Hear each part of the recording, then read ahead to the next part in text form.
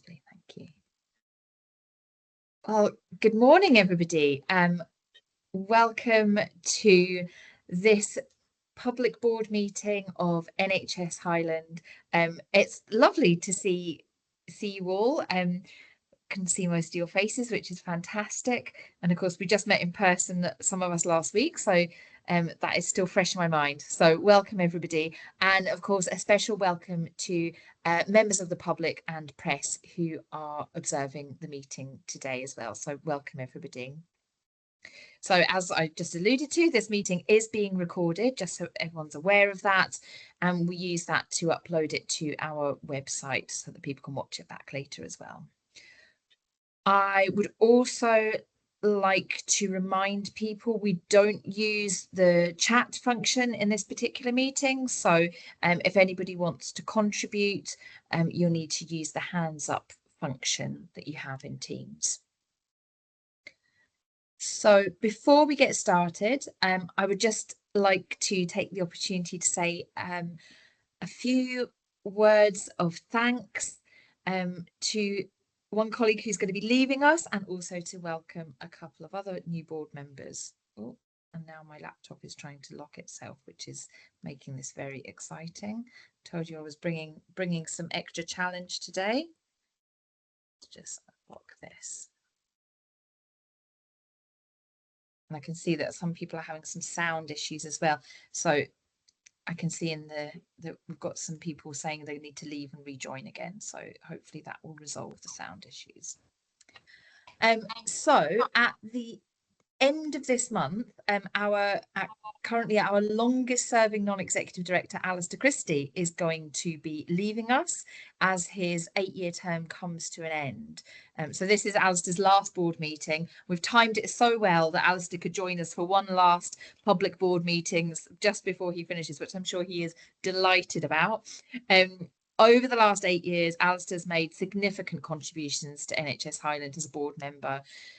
Obviously through that robust scrutiny and the support that he's brought, but he's also chaired a number of committees, so really significant committees, including our audit committee, clinical governance, so that contribution has been really significant.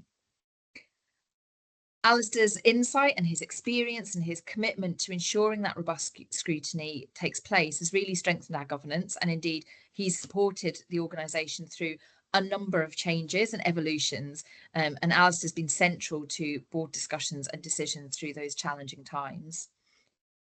So on behalf of the whole board and our colleagues across NHS Highland, we're deeply grateful to Alistair for his dedication and his service, and we wish you every success for the future.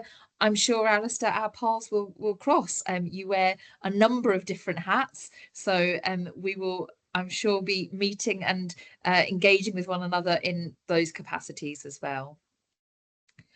So we'll obviously really miss Alistair's contribution, and that's going to be a big loss for the board, but I am delighted to say that we are welcoming our 2 new non-executives to join us, and they're joining us today, although I think Brian has had some sound issues and might have had to drop out and join again, so he might be missing this, but we're welcoming Graham Ilsley and Brian Stevens. So Brian started at the beginning of October.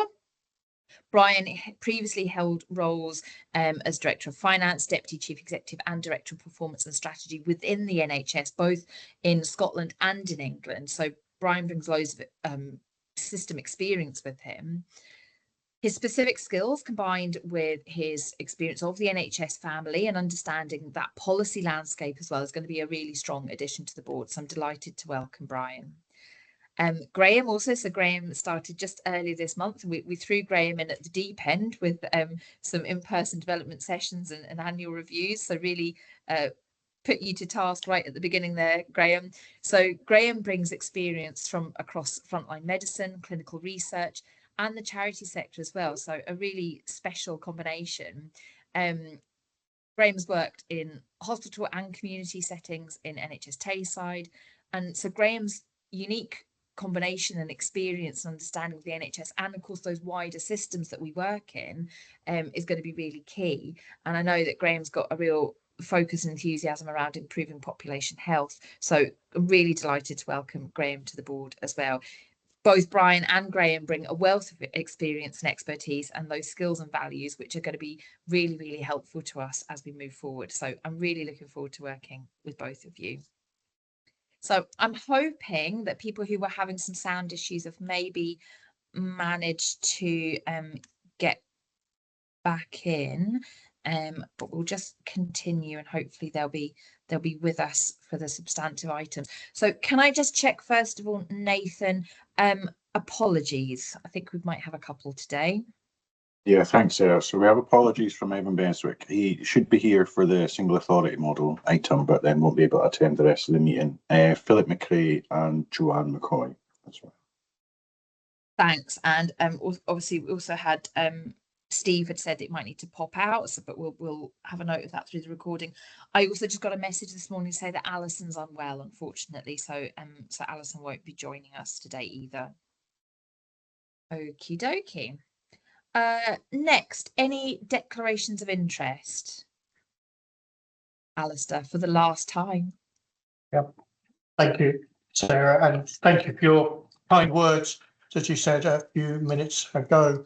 I notice you've got timings on the agenda, and I've only got a 3-hour exit speech to make this morning, so I probably won't set you back too late. But it does get dark early, and there's not much else to do in the evening, so I'm sure you'll be able to carry it on quite adequately. I also thought, would I not make a transparency statement this morning and see what the Standards Commission would make of it, but I discounted that one fairly quickly on that. So but the last 8 years, Sarah and colleagues, have been a pleasure. I've served on a lot of committees ranging from community halls through to allotments, through to crematoriums and cemeteries, as well as council education, social work, finance committees, etc. And I would say that probably the most enjoyable period of time that I've actually worked in the public sector on boards has been with NHS Highland. Every decision you can relate to people's outcomes and health and improvement and everything else, where the same can't be said for some other organisations. Whilst their decisions are important, they're not as critically important as people's well-being and health. So for the final time, I looked at the agenda today and thought, do I need to declare an interest? But I examined my position in relation to the items on the agenda and applied the objective test and came to the conclusion for the, I don't know, 50th or 60th time of being here that I don't actually have to declare an interest on the items and to take part on it. I do wish you all well in the future. You know, I've seen some challenging items come to the agenda in years gone by. Sarah and I started on the same day and have been along the same journey. But obviously today, with items on the agenda, there is some more challenging items coming along in terms of governance and national organisation. But I do wish you well, and I'm sure our paths will cross in the future. And just to thank colleagues, both the paid staff of NHS Highland and colleagues, non-executive directors over the year for their support and thanks, and thank you all. Thanks, Alistair. What are we going to do without your transparency statement at the beginning? And I feel like actually we should have tried harder to put something on the agenda today that would have changed that. That would have been clever of us, right? Okay. Thank you, Alistair. It's lovely to hear that. And yeah, we're really going to miss you. Okay, minutes of previous meetings. So we've got the minutes of the 30th of September in front of us, and of course the action plan as well. So I'll pause for the minutes first. Any matters of accuracy to start with? Okay, I'm not seeing any hands up. So are we content to accept those minutes as an accurate record of our meeting? Yep, lovely, thank you. Okay, let's go on to the action plan as well. So I'll pick out a couple that I just wanted to go through, and then Nathan, obviously, if I've kind of missed anything, you can come in if you think there are any other highlights I need to draw out. So the first one, you'll see that we have got action number 37. So this is around the risk register, and there's been an update to that. So I think we've reached that time in the calendar. I think it's probably appropriate for us to schedule in a board development session about it anyway. We've got it later on the agenda, but I think you know, it is good to do that on a regular basis, is have that in a development session, so we can look at it really thoroughly, and also to discuss the refreshed approach. So that's an update to that action there. We've got action number 44, which is proposed to close. So this was around the Community Empowerment Act annual reports, and we're going to pick that up as part of the annual report planning. I don't know if anybody wants to say anything additional about that, or if anyone's got any questions. No, okay. Are we happy to close that one then with that update noted? Yeah, okay. There's one action number 47. So this came out, I think, from the discussion around the blueprint for good governance, and our improvement plan associated with that. I've noticed that what we'd captured there was that we wanted to look at gathering more evidence or more feedback, around care home settings, and we had a discussion about care opinion and if that could be used as a tool and how data was currently collated. So I think we were hoping to get an update on that this meeting. I don't know, Louise. Oh, fantastic. Got your hand up. Great. Louise, I'll bring you in. Thanks. And yes, absolutely. We've been considering that within EDG, and we've explored the options for care opinion, but actually there are benefits and drawbacks to that and other systems. So we've actually established a short life working group to work more widely across the organisation and with experts by experience to really understand what would be the best way to get feedback. Is it an extension of care opinion, or is it actually something completely different? Because certainly when we've looked at it, there are a number of innovations going on within the organisation that we potentially could spread more widely. We've got the new engagement hub that we're now using, and that might be an opportunity for us to expand that out and use that in a different way, because actually care opinion, as we've looked at it, isn't massively used even in the places where we have got it. We've got pockets of good practice, but it's a little bit more limited. So rather than jump to doing that, we've made the decision to actually explore in more depth what we're doing right now that's good, and what we want to build on. So Kate Patience-Quate, my deputy, has agreed to chair that short life working group and work rapidly to get us a conclusion we're intending to actually make a decision by March. Okay, that's really helpful, Louise. Thank you. So given how important this is, I'm going to propose that we keep it on the action log. Then we can note that update that you just provided, Louise, and we will adjust the date to reflect the March deadline that you've just advised us on. If everybody's happy with that approach, great. The only other one that I wanted to pick up then was the final one, which is proposed for close, which is action number 51. So this was in relation to the NHS tobacco and vaping strategy, and this was regarding board visibility of impact assessments where relevant and appropriate. I can see from the update that it's now been included on the Equality, Diversity and Inclusion Strategy Action Plan to increase board visibility, and it's proposed to close. I wonder, Gareth, if I could just ask you to say a little bit more about that. And I'm just trying to work out whether we're happy for that to close or whether we want to wait and see what that's actually going to look like for the board. But I don't know if you can maybe provide me with a bit more detail, that'd be helpful. Thanks. Yeah, that's absolutely fine, Chair. There are some specific actions looking at refreshing the approach to the EQAA as a process and a document, training around that. That's included in the action plan, in the essence of EQAAs need to be embedded in how we approach service delivery and design and delivery.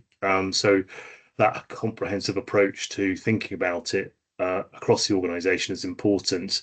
As part of that, we'll also need to look at, from a corporate governance perspective, how we make sure that things coming through our governance committees that are relevant to EQAAs would have them attached to the documents as well. So that we just need to make sure that those things align together in terms of how we, I suppose, because there's a number of people, a number of leads for a number of different items that will potentially end up coming through our committees in terms of development of strategy, development of change, which then also come with potential strategic change programs. All of that thinking needs to be embedded in our management and leadership approach in terms of think about undertaking an EQAA as part of the design process. So it's a bit about embedding it in thinking and the ethos of the organisation as much as it is looking at the checks and balances within the governance, so to make sure actually before it comes to committees, that thinking has already been thought through, so it's not an add-on or afterthought. So I'm happy to bring forward something more detailed to specifically pull out what the actions are, if that's helpful, but maybe not to board, maybe to the relevant committees. Thanks, Gareth. That's really helpful. So I suppose I'm content not to have any more granular detail. I'm quite comfortable with the update that you provided, and I think that sounds really positive, and that sounds like absolutely what we should be doing with regards to how you just described embedding that. I would actually quite like to keep this action open though, and I'm happy we can adjust the date, but I'm just coming at this from a board perspective. I want to make sure that as a board we don't lose this, because I think there's something really important about, just as you described, kind of embedding that through the EDI strategy and embedding that in sort of work throughout the organisation. But I also want to make sure that as a board we don't lose that actually we've got a bit of an action to take here as well. And it might be that in due course we want to think about changing our S-bar to pick that up a little bit differently. I'm not sure. So I suppose I want to keep it on there more for my own, make sure I don't forget about it. Gareth? Yeah, no, happy with obviously happy with that, Chair. I think what might be useful would be to provide an update then or against the actions in relation to the EQAA in the EDI strategy. So I don't necessarily, that would then, I suppose, bring to life the actions at a later date and give assurance back to the board how we're progressing against those actions. Yeah, that sounds sensible. I think I'm happy with that. Thanks, Gareth. Is everybody else happy with that approach then for that particular action? Yeah. Okay, fab. So we'll update it to reflect that, and we'll just keep it on so I don't forget. Those were the ones that I wanted to pick up specifically.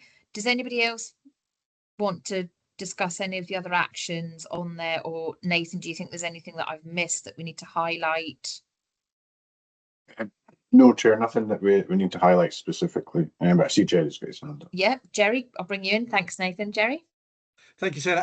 I just wanted to get an update because I wasn't quite sure what the text in the update in relation to corporate parenting, where that was taking us in terms of a development session or an update or whatever. Thanks. So, Jennifer, I'm just looking to see if we have Jennifer. Jennifer, I don't know if you're able to come in on that one with an update. So this one I think got added before I came into role, so I'm not entirely, I don't think I was part of the original conversation leading to this as an action. However, I think my understanding is that there is an interest in looking at how as a board we're assured in terms of our remit around corporate parenting, is my understanding of that. So I'm happy to bring it in whichever way is most appropriate. I can see that what's been put in there is that it will go to the Population Health and Planning Committee, but I think the original intention was maybe to take it to a board development session. So I'm happy to be guided about what we would find most useful in and around this. I can see that Louise has also got a hand up, and the lead that we have currently within my team around this is currently on leave, bereavement leave. So she's not around currently, but would be back hopefully by January to be able to help co-lead a session. But Louise may want to come in on something with that. Okay, that's great. I've got an idea as well. I'll bring Louise and Gareth in, and then I think I might have a proposal. Louise. Thanks very much. Yeah, Jennifer and I have had a few conversations around this, because her and I take a particular lead role around children's services, but it shouldn't just be about us, it should be about the board as a collective. So I certainly would welcome us having some time, be that development time or some form of discussion to actually explore what it means and what we want to do as an organisation and as a collective. Okay, thank you, Louise. And Gareth? Yeah, just to note a connection between our board development session we've just had in relation to conversations around the blueprint for good corporate governance and discussions. We've also had those conversations around governance mapping within the executive team, looking at the board reporting duties of what this is one of those, and some of the areas where we need to come together to, as colleagues have described, really understand some of these duties are complex in how you discharge them, and we probably just need to get into the detail of that. And I think it would be helpful for us to do that. So I think we need a number of items identified from our reporting duties. Corporate parenting is one of them. There may be others that we then bring back to board development sessions, but also we need to have them in exec development sessions as well, so we're clear on how we're, particularly ones that sit across an organisation. They tend to be the more complex ones. So I suppose in summary, I'm saying what we should do is add it to, I think, a future plan, but there's probably highlighting that we probably got a couple of other areas we want to have a deep dive into in terms of board reporting duties. Thanks, Gareth. Okay, reassuringly, you said exactly what I was just going to propose. So I was going to say, if Jennifer and Louise, if you maybe can pick that up, and I think we definitely need a board development session around this, and as Gareth had just said, you know, we'll schedule that in appropriately. And then I was going to ask Dom to pick it up through the governance mapping work as well, because we need the board development session to have the discussion and gain a deeper understanding, but then we need to make sure that we have it in the right, we have a governance home for it, that helps us have the ongoing oversight around it. So I think we absolutely, Gareth, you just described. So let's update the notes for that action. I think we could maybe think about the due date, because we need to be realistic about when we'll be able to have a board development session, but we need to keep that on there definitely. Jerry, does that sound like a sensible approach? Okay, fantastic, thank you. And then I think probably Gareth, you, me and Fiona probably need to sit down quite soon actually and map out some development sessions to make sure that we can get that in sooner rather than later. I know we've probably got a queue of things. Alex, I'll bring you in, please. Yeah, thanks. So yeah, the due date bit, there's quite a few now landing on the 27th of January. And I'm not so sure if we're going to meet them all. So perhaps it's something that somebody takes away and has a look at to see whether or not they are needing to alter the date. Clearly that one needs to move. I don't know to what, but yeah, we're going to have to look at some of these due dates. And of course there's a knock on, because there's a few at the end of March that may then need to be moved because of the knock on the due dates. Thanks. Yeah, no, that's a good point, Alex. And maybe Nathan, if you want to take that offline, and you can maybe speak to everybody who kind of owns the various actions, and we can just refresh that as appropriate. Obviously, when we put dates in originally, we don't account for all the other stuff that's going to come up through the year, so we will need to adjust those.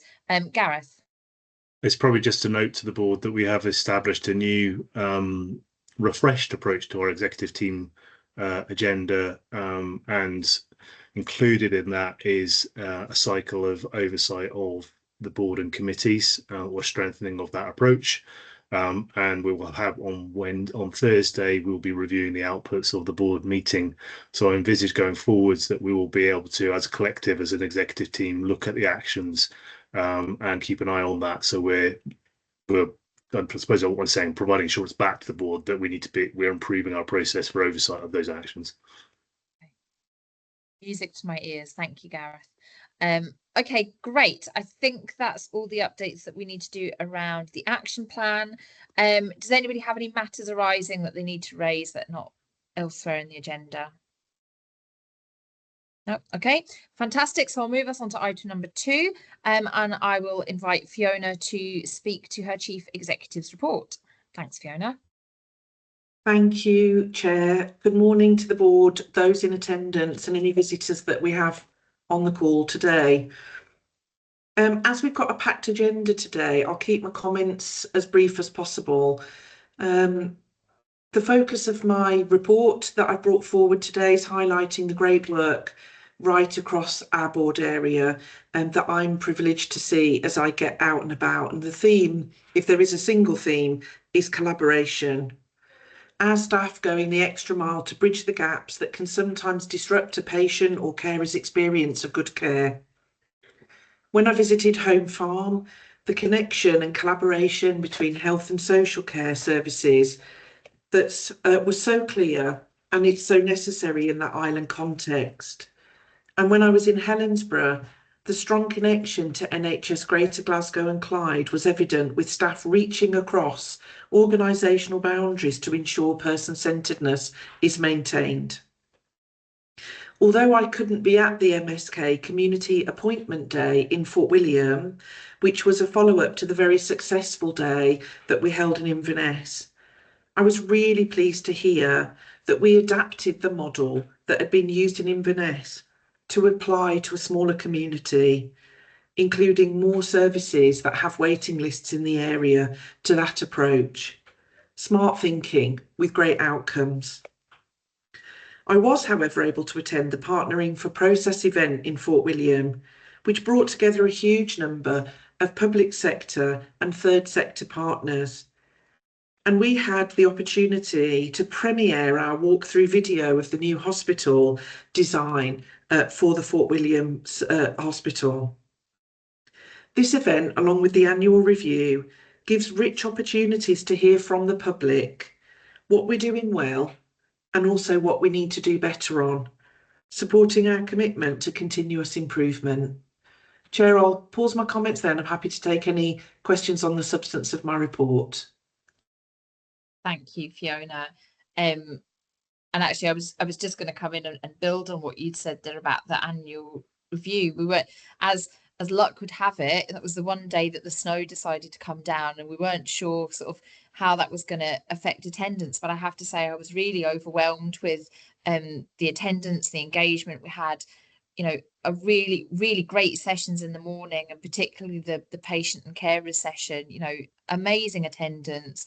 People, you know, really wanted to have that dialogue with us, and it was really rich. And I suppose the dialogue, you know, I was reflecting on it. We heard about so many different experiences across different communities and different services. And what really struck me in that patient and carers meeting was, you know, there were some really difficult conversations about things that we haven't always got right in the past, and where we have made or we do need to make improvements. And there was also some really good news stories as well about services that have worked really well. And it was a great session. So I just suppose taking this opportunity to recognise people made a real effort to attend in the snow and, you know, from afar. And it was a fantastic opportunity to have that face-to-face and online dialogue too. Okay, any questions or comments on Fiona's update? Emily, I'll bring you in, please. Thanks, Sarah, and thanks, Fiona. I think it was interesting to read about the MSK days in particular, and I know Sarah mentioned the Inverness one at the annual review too. I just wondered if you could elaborate on any other areas, either thematically or geographically, where that's being looked at, because it seems to be an approach that's worked really well by the sound of it. Thank you. Louise. Yeah, just to say we've done one of those events in Fort William as well, and certainly there are other locations being planned in the near future. Thanks, Louise. And was it another MSK one that you ran in Fort William? Yeah, and we're looking at that as the sort of consolidating position, that MSK is the one that we have the capacity and the skills to do at the moment, but we're looking at what else can we do in the future and add to the days.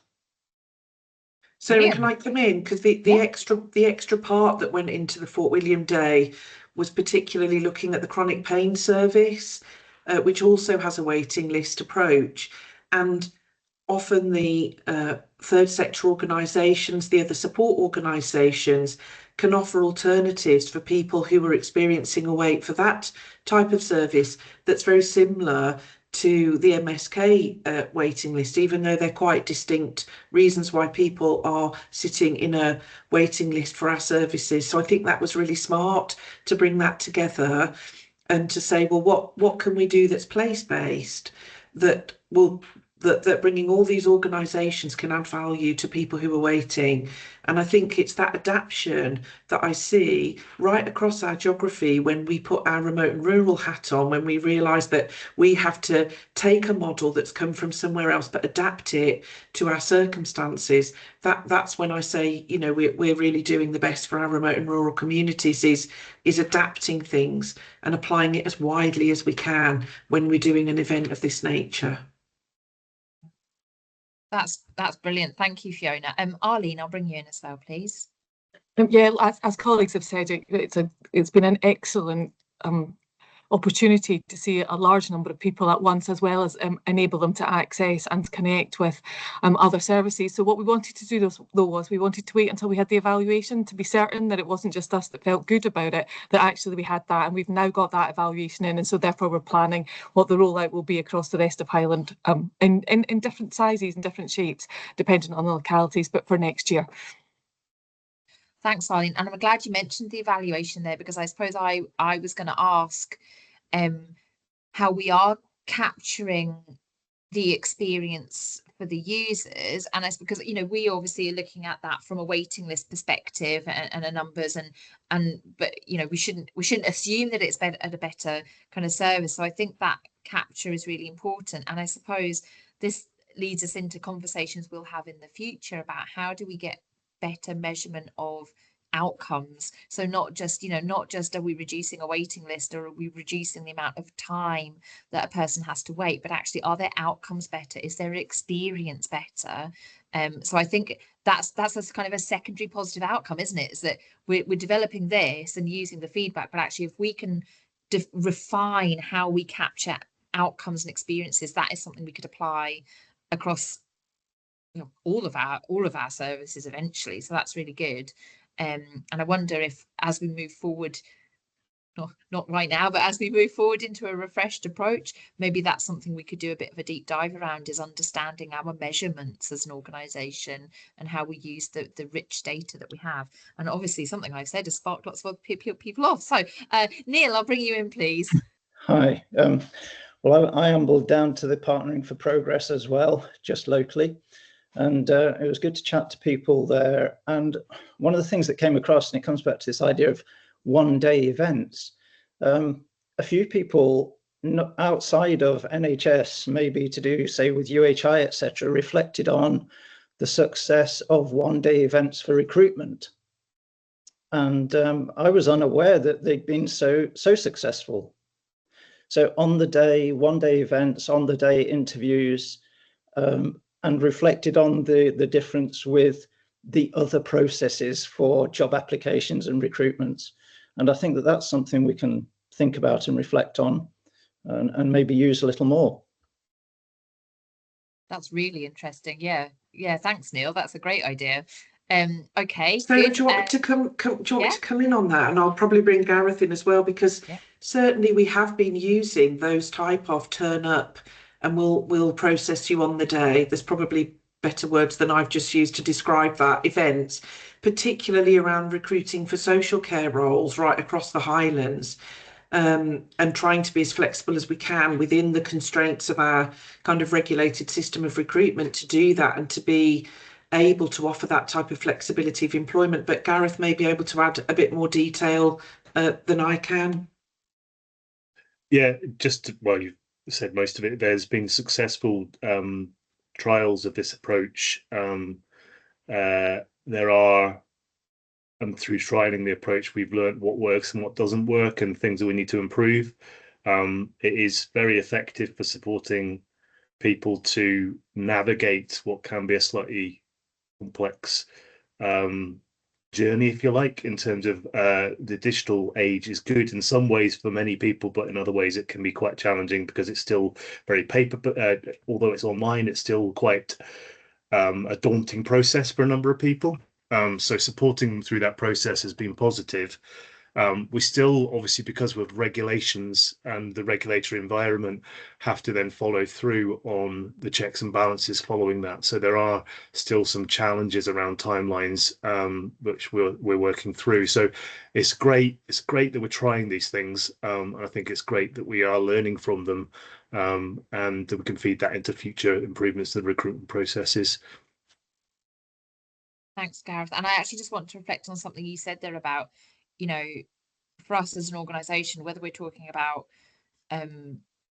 delivering services to people and caring for people and supporting people, or whether we're talking about recruitment and kind of our business function, for us, given our geographical spread, digital has been a phenomenal tool, but it is recognising that for some it is a barrier. That came through really strongly when we had the patient session at the annual review. Actually, was a really rich discussion for a variety of reasons about, how for some people digital is such an enabler, and for other people it is a barrier. And so I think the fact that we're recognising that is hugely important, and we need to remember that as we go forward. So I'm really pleased that you brought that in, Gareth, because I think that's really relevant.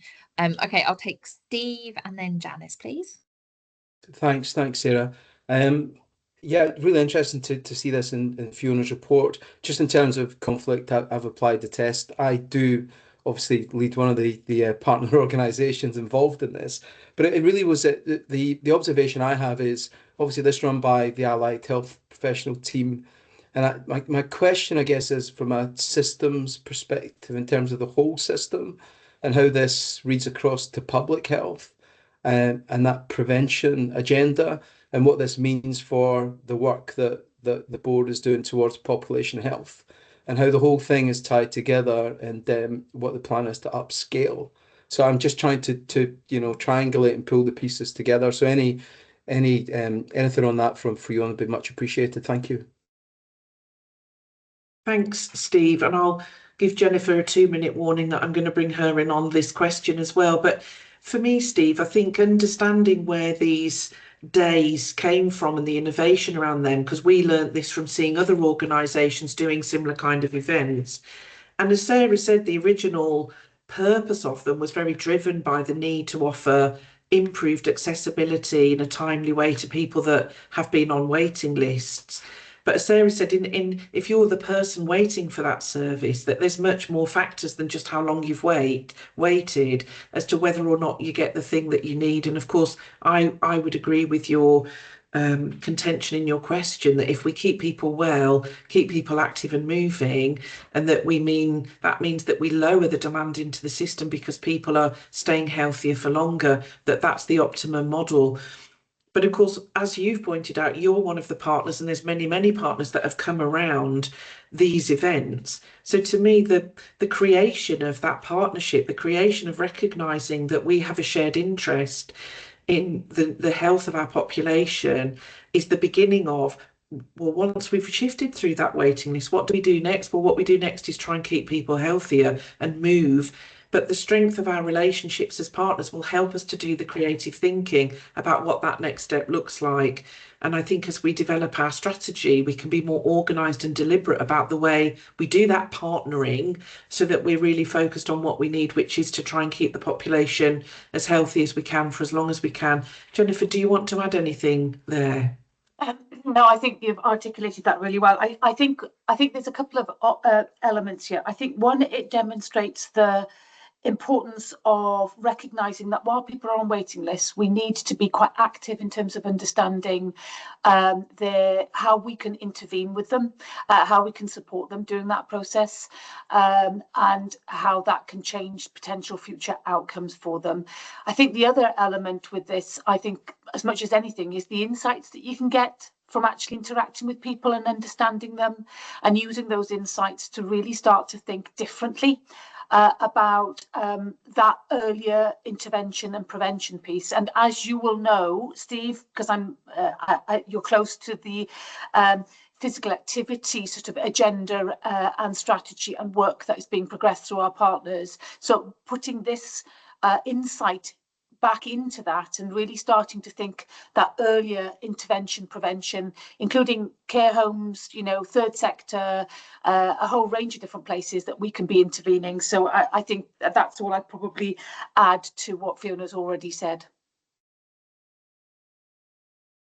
Thanks, everybody.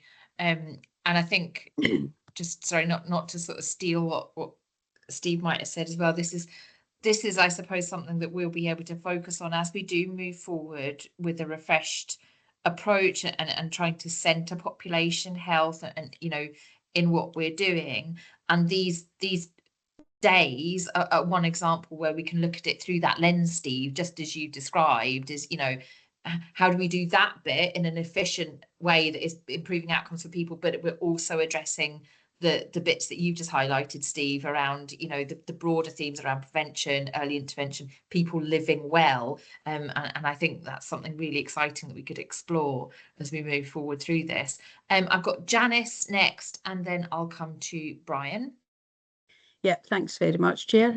I thought that was a fantastic summary of that day, and it's obviously sparked a lot of interest in the success of it. And I just wondered whether I think adding to what you were talking about there, one of the benefits that I think you'll find is that kind of peer support and the element of people connecting with other people with similar needs. And I guess my entire career, I've heard that direct from people that wish to meet other people in similar circumstances where they can get that support from. So I just wonder, Arlene, whether there's an ongoing part to the evaluation where we maybe capture some of that longer term benefit, which fits into that whole public health agenda of people feeling more supported in their community with each other, less isolated, and then less likely to go into crisis because they've got this network around them. So there's quite a lot of evidence for that, but just to be able to capture it would be amazing. Maybe it won't transpire like that, but I do think that might be an added benefit that you're maybe not capturing. Do you want me to come in first, Chair? That's fine. So, Janice, we do have arrangements right across the Highland for self-management organisations that are there to support people self-organising and taking that peer leadership in looking after each other with people with similar conditions. But we know that that's small and we probably need to do more of it. So I would agree that taking evaluation from events like this could strengthen that approach. But I think we are starting to, and have done for some years, build on self-management theory into practice. And there are groups that are established. I think if Joanne was on the call, she'd be the first one with a hand up telling us about it right across the Highlands, because some of that self-management network, it is emergent and is providing peer support across the Highlands. But I mean, there's always more to do, and I'd love to see us really championing, supporting self-management and peer approaches across a number of condition areas. Obviously, people know my background is mental health services, and I think there's huge benefit around self-management and peer support in that field, as well as in areas such as MSK or chronic pain, areas that we've identified through this day. Arlene, do you want to add anything? No, I don't think so. I think exactly as you're saying that we are doing work around about all of that with our partners around about how we improve access to self-management, including particularly mental health, as you're saying, that the Spirit Advocacy have been getting additional funding external to us in order to set up peer navigators across mental health services across Highland. So yeah, ongoing pieces of work and a focus for next year.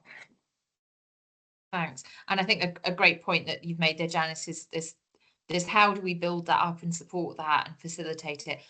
But you're right, Janice, about how do we also capture that so that we can understand it better as well, so that we can see what's happening, I think will be hugely important. Brian, I'll bring you in and then I'll move us on. Brian? Okay, we can't hear you, Brian. It says that you're off mute, but we can't hear you, or at least I can't. Can anyone else hear Brian? No. Okay. Yeah, you try and drop off and come back in again, Brian. Thank you. And we'll pick that up later. Okay. Okay, colleagues. I'm going to move us on then to item number 3. Hopefully, Brian will be able to drop off and come back in with fully working sound in a second. So item number 3, this is an update around subnational planning arrangements, and I'm going to invite Fiona to speak to this one, please. Thank you, Chair. Excuse me. So I'm sure that the board are able to recall a number of papers regarding the strengthening of greater collaboration between health boards. Most recently, we took a paper in March 2025 on the Planning Director's Letter 2024-31. The drivers of the further changes are clearly laid out in the recent publications of the Population Health Framework and the Service Renewal Framework. On the 14th of November, all health boards received legal direction and a director's letter on the expectation of how we will be organised to deliver population planning with immediate implementation. To summarise the content, 2 subnational planning and delivery committees have been established, Scotland East and Scotland West, of which NHS Highland will be placed in Scotland West. All boards in the North region will be located in the new arrangement, and the North will not continue as a planning regional function. 4 areas have been outlined as priority planning areas, alongside consolidated financial planning for 2026 to 2027. Board accountabilities and the role of the accountable officers remain unchanged by the directions. Processes are underway to appoint subnational directors in medical, nursing, strategy and planning, people and culture, public health, finance, and a chief operating officer. And these will be part-time secondments from existing directors within each of the subnational areas. Chair, I'll pause there because this is a very recent directive, meaning that there may be some uncertainties or areas that are still in development, but to allow time for questions, I'll pause. And in responding, I'll be supported by the executive team, given that this is such a recent directive that we've received. Thanks, Chair. Thank you, Fiona. Yeah, and as Fiona said, this is recent, and it is emerging, and obviously we have what's been laid out for us in the DL and the supporting materials, but it's still emerging. So this is a really good opportunity. It's important that we take this through board, because it is it's legal directions. We need to take that through the board, but it's also a really good opportunity for us as a board to think about what areas we might seek further clarification on as we go forward, so that we understand what this means for NHS Highland, and also to think about the opportunities that this presents, and what do we need to be able to realise those opportunities. So yes, we've got enough time today where we can have a good discussion about that. So I will open up for questions, comments, ponderings, but I'll bring you in first, please. Thank you, Chair, and good morning, everyone. Thanks, Fiona, for your narrative there. This is a really important development, and of course, it's in the very early stages, and we need to know much more about this. But what is clear is that it's going to happen. And work is already underway. The director's letter took effect, I think, from the 13th. The directions came into effect on the 13th of November. So it's going to happen, and work is underway. As the Chair has already said, I think we need to try and identify opportunities that the board can benefit, and the population of Highland and Argyll and Bute can benefit as well. However, that is not to say that there is a great deal that we still need to understand more about. And in that regard, I have a few things that I'm not fully clear on, which is around accountability, governance, what this might do for the work that's been going on in the North of Scotland Alliance up until now, and the arrangements with other boards in the North of Scotland. The need to have a strong voice for remote and rural, I think, is key in all of this as well.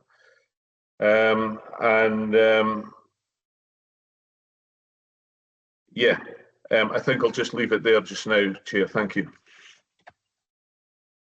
Thanks, Bert. Fiona, if it's okay with you, I might kind of take two at a time, because I think there will be quite a lot of crossover. So thank you, Bert. I think you've really well articulated questions that a lot of us might have.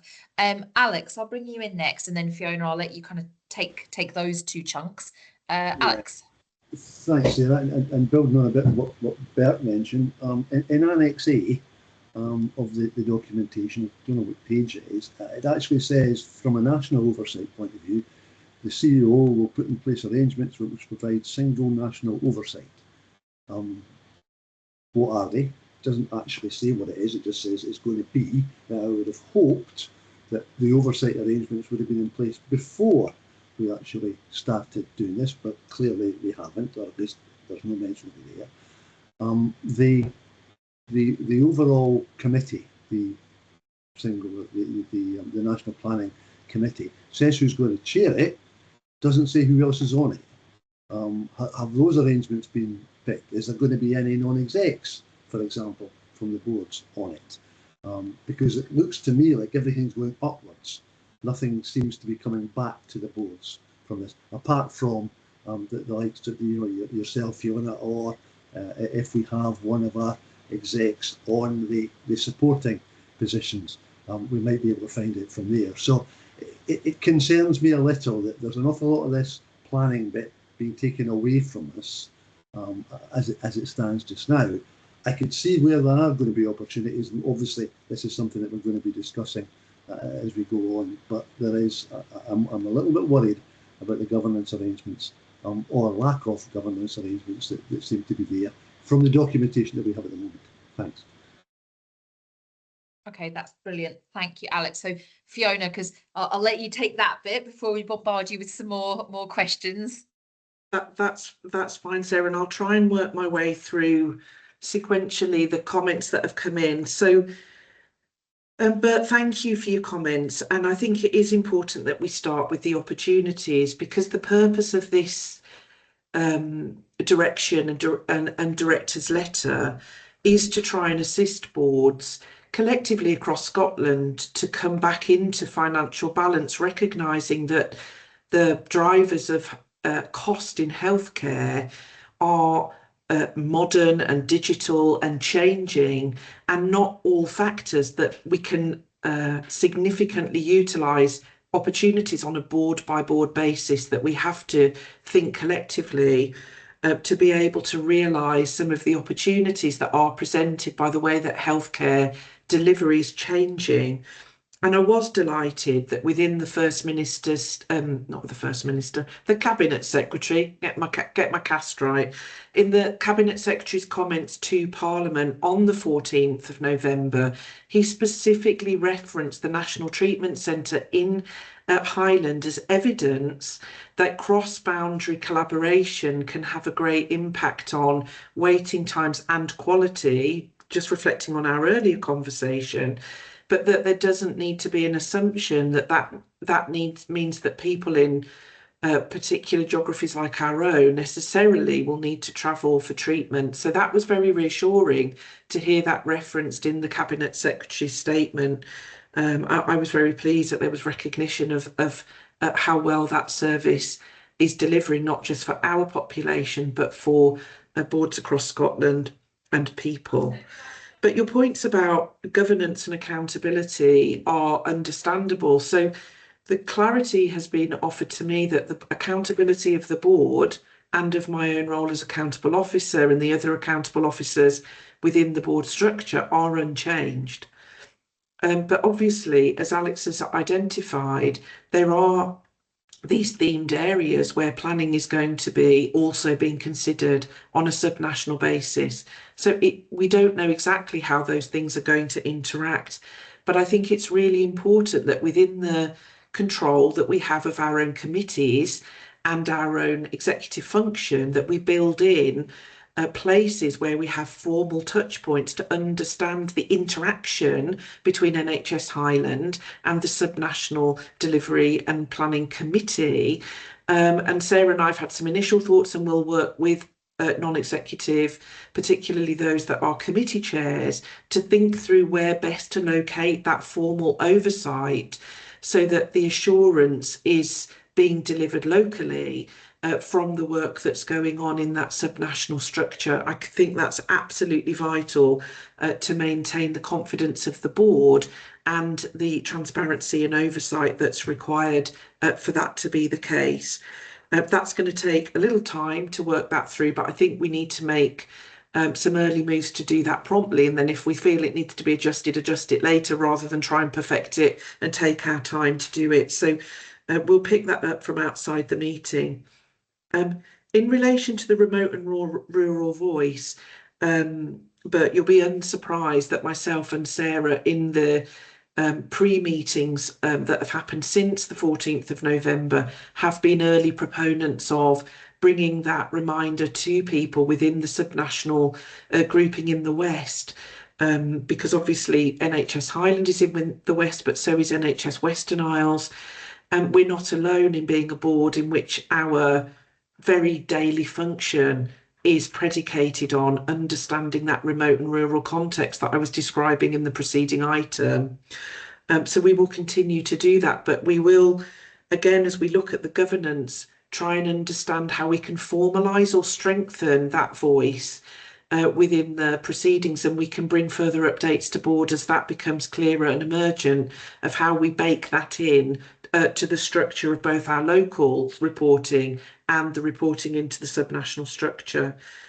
I'm wondering if I could just bring Boyd in regard of the specific point around the North Alliance. I'm assuming that's meaning the North Cancer Alliance, but other North-based planning and delivery function, because I wonder that Boyd may wish to be able to provide a view on how we best understand what this means in terms of existing North arrangements, if that's okay, Chair.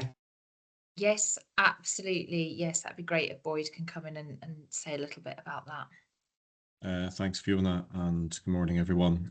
The first thing to say is that NHS Highland has clinical pathways going to many other parts of Scotland and many other boards where centres of excellence greater than such as we have will give our population the advanced healthcare that they require with the best possible outcomes as a result. These many pathways are in existence and work well, and there is no plan to unpick these or to deconstruct them. And I would reassure board members, but also our clinical workforce and any concerned patients, that there's no intention at this stage to unpick anything. The clinical pathways need to remain until any such time as there are better clinical pathways that afford even better outcomes for our population. And that assurance is important to state today and to get on record. With reference to the North Alliance, which is where the North was beginning to come together to work in more advanced ways, if the North region will stop, then that may stop. But the North Cancer Alliance, which is a governance and oversight function of cancer delivery and quality in the North boards, that will continue at this stage, and I would anticipate for some time to come. I chair that meeting, and it's a meeting that will look at many of the pathways I've mentioned just now, and so we would not deconstruct that either at this stage. The DL, director's letter that's come out, gives us lots of thought, but we would not immediately stop beneficial activities or proper governance activities at this point. until such time as there are better opportunities or methods available. Thank you, Boyd. Fiona, I'd lost track a little bit of where we were. Did you need to come back on some other points, or will I bring in other questions? No, I think I've covered most of the points from Bert and Alex, so I'm happy to move on.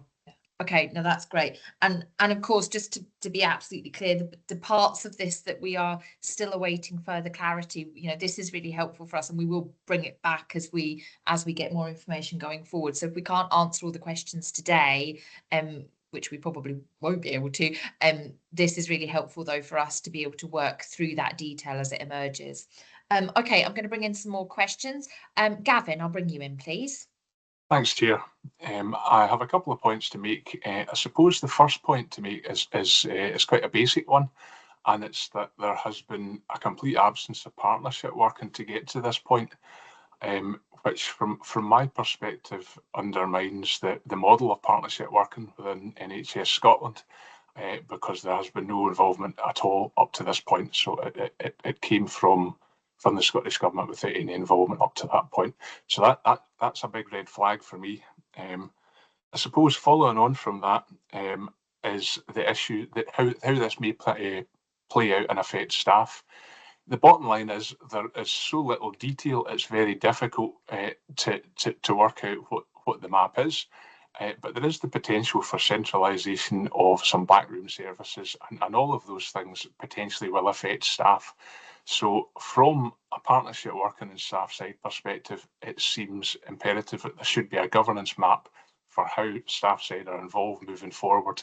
And the ask would be to have more detail on that and to have a clear way in for staff side moving forward in the process. Excuse me, sore throat here. Thank you, Gavin. And Fiona, I might just bring you back on these points specifically, because obviously Gavin has a specific perspective on that, and I think it's important that we pick that up on its own before I come to other people as well. Thanks, Sarah. So, Gavin, I suppose the way that I would respond is to say that, you know, NHS Highland is profoundly committed to meeting staff governance standards, and we've done work over years to try and improve our responsiveness and implementation of staff governance, including partnership working. So, as I was referencing in regard of Bert and Alex's question, we will need to build and change and adapt our internal governance to ensure that clear oversight and involvement within the subnational areas is still amenable within our own internal structure. We remain the legal entity as a board. I remain accountable as the accountable officer. So I would agree with you that we need those very clear governance touch points across a range of governance lenses, if I can call it that, and staff governance and partnership is one of those. There are others as well. And we will need to do our internal work to make sure that nothing that's happening in the subnational space is invisible or lacking transparency and isn't characterised by NHS values that all of us have signed up to as being central to the way that we work. Thanks, Fiona. And I suppose I'll just come in and echo that and give my commitment around making sure, you know, that there are bits of this that are out with our control, but there are definitely bits that are within our control as well. And I'm really keen, just as Fiona said, to make sure that how we take this forward within our own structures reflects that commitment that Fiona talked about. And Gavin, as we get more information on this, you know, I'd be happy for us to have a conversation about actually what does good look like for us, if we're going to honour our commitment to engaging well with staff side throughout. And I think that'll be something that we can look at some local detail around as well. So I'd be really happy to pick that up with you once we've got a bit more information from Scottish Government and from the region. Okay, thank you. Right, I'm going to bring in Graham next and then Emily. Graham? Hi, I just wanted to say I'm really pleased to be joining NHS Highland, and it's been great getting to know you all, and you've all been really welcoming. And I just wanted to talk briefly about that there's a lot of advantages to this model and the population health approach, but one thing that does need to always be kept in mind is inequalities. And so I think when we're moving to a much larger planning footprint, the data can often smooth out the extremes. So things like rural deprivation, accessibility challenges, fragile services, they can become much less visible in a 3 million footprint data set.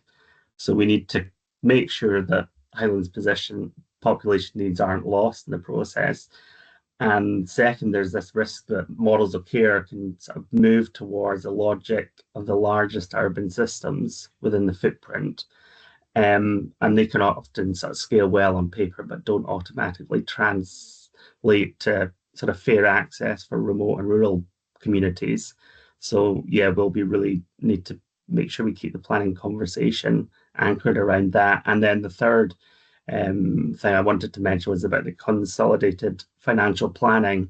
And it's really important this doesn't misinterpret sort of necessary higher cost delivery in rural areas as inefficiency. And a footprint-wide financial picture is useful, but it only supports sort of equity if it distinguishes the variation driven by geography and the need from variation that is actually unwarranted. And I know that Fiona has already given sort of reassurances on how that will be taken to the Sub-National Planning Committee, and that is really reassuring. But yes, I think, again, yeah, lots of advantages to population health planning, but it's just really about remembering that there are inequalities and that we need to keep those in mind. Thank you, Graham. You've articulated that so well. I think those are fantastic questions. And Fiona, if you can hold your response just now, because I'll take Emily as well, and then we'll come back in on that. Thank you, Graham. Emily. Thank you. Helpfully, I do share a lot of Graham and Bert's points, so I don't want to labour the point, but I think maybe at this stage it is helpful to know that there are multiple people raising the same questions and potentially concerns.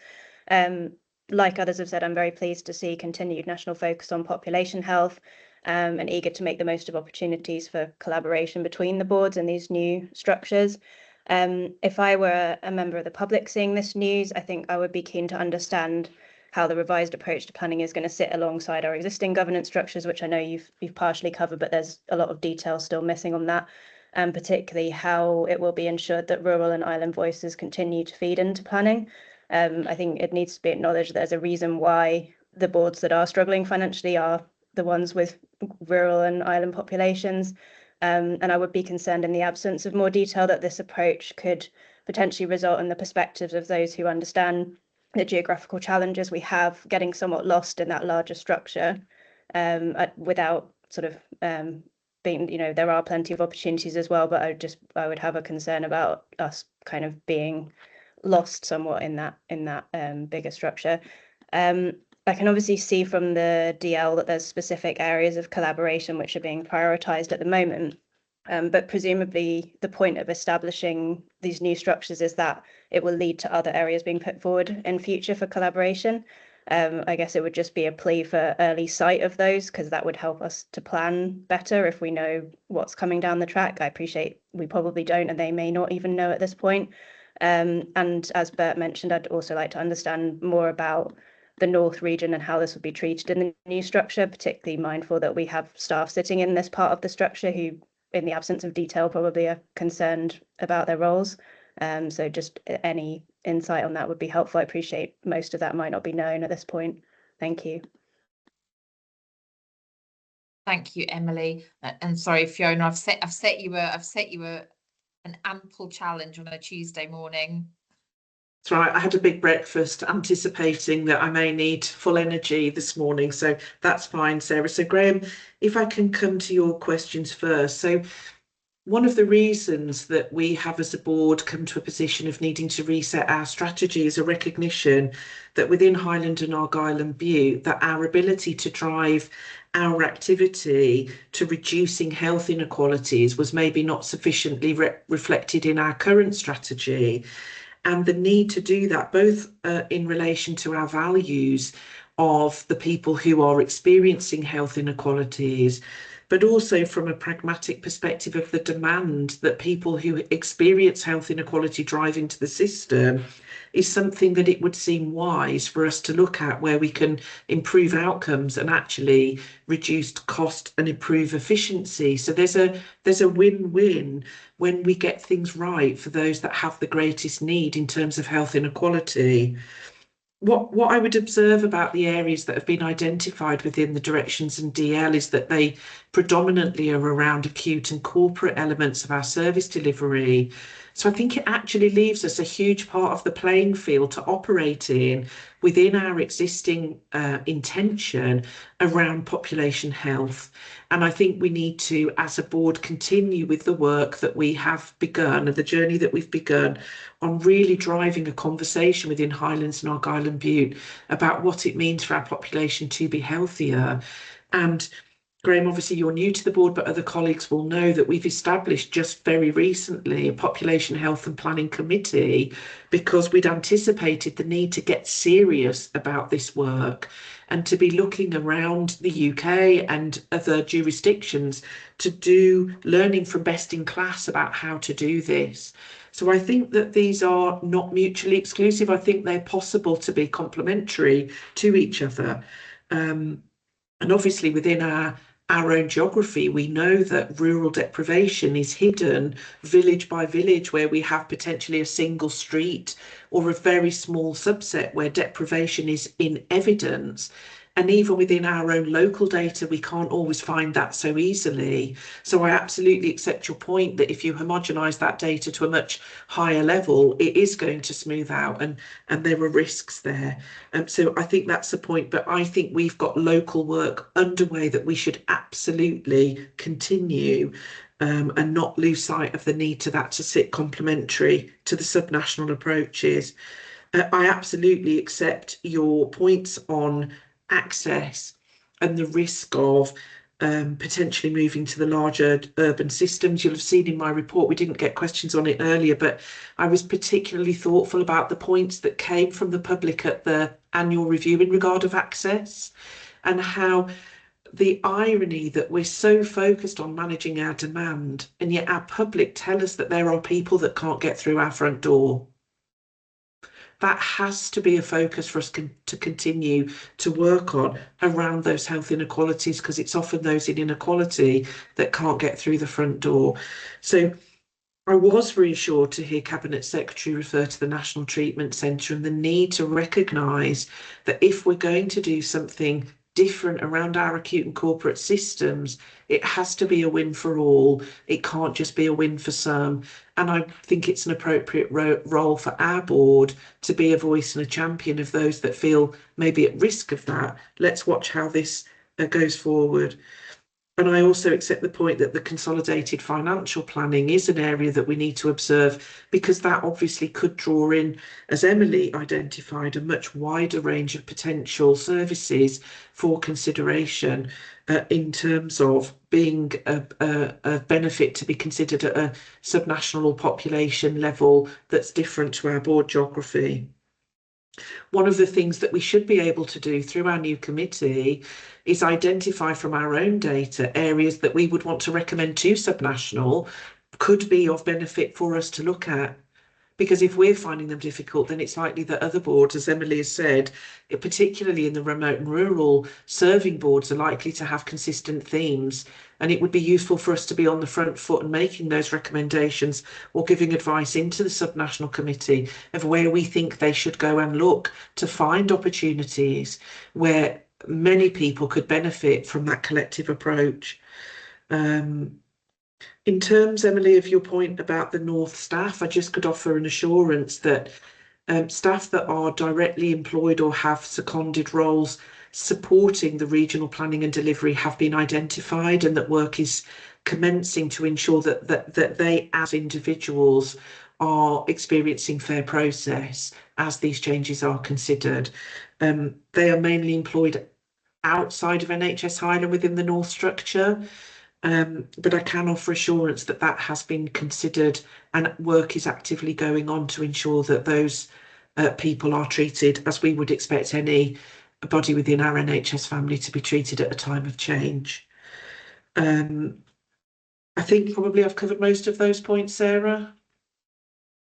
That's great. Thank you, Fiona. I saw that Gareth had his hand up. I think you've probably covered what he wanted to say because he rapidly put it back down again. So I think that's covered that point. Okay, Brian, hopefully, let's see if we can hear you. Okay, can you hear me?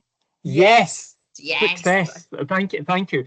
I think that we've covered a huge amount of ground, so mine's maybe moving from the macro to the micro and a bit about, I guess, pace. It was great to hear Fiona talk about, what do we want out of it?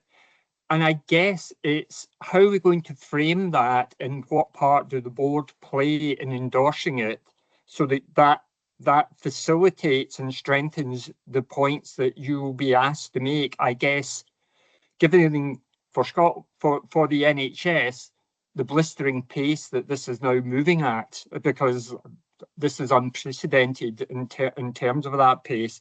So I'm quite keen to see what is it that we want out of this move from rhetoric to some form of articulated reality, so that we can say, yeah, we are all behind that. That makes perfect sense. There's been a lot of clues in this conversation, I guess. And then I've got two other points which are very, very straightforward. One which is, has there been, we have started the work, you've mentioned it, Fiona, about our re-emerging strategy for NHS Highland.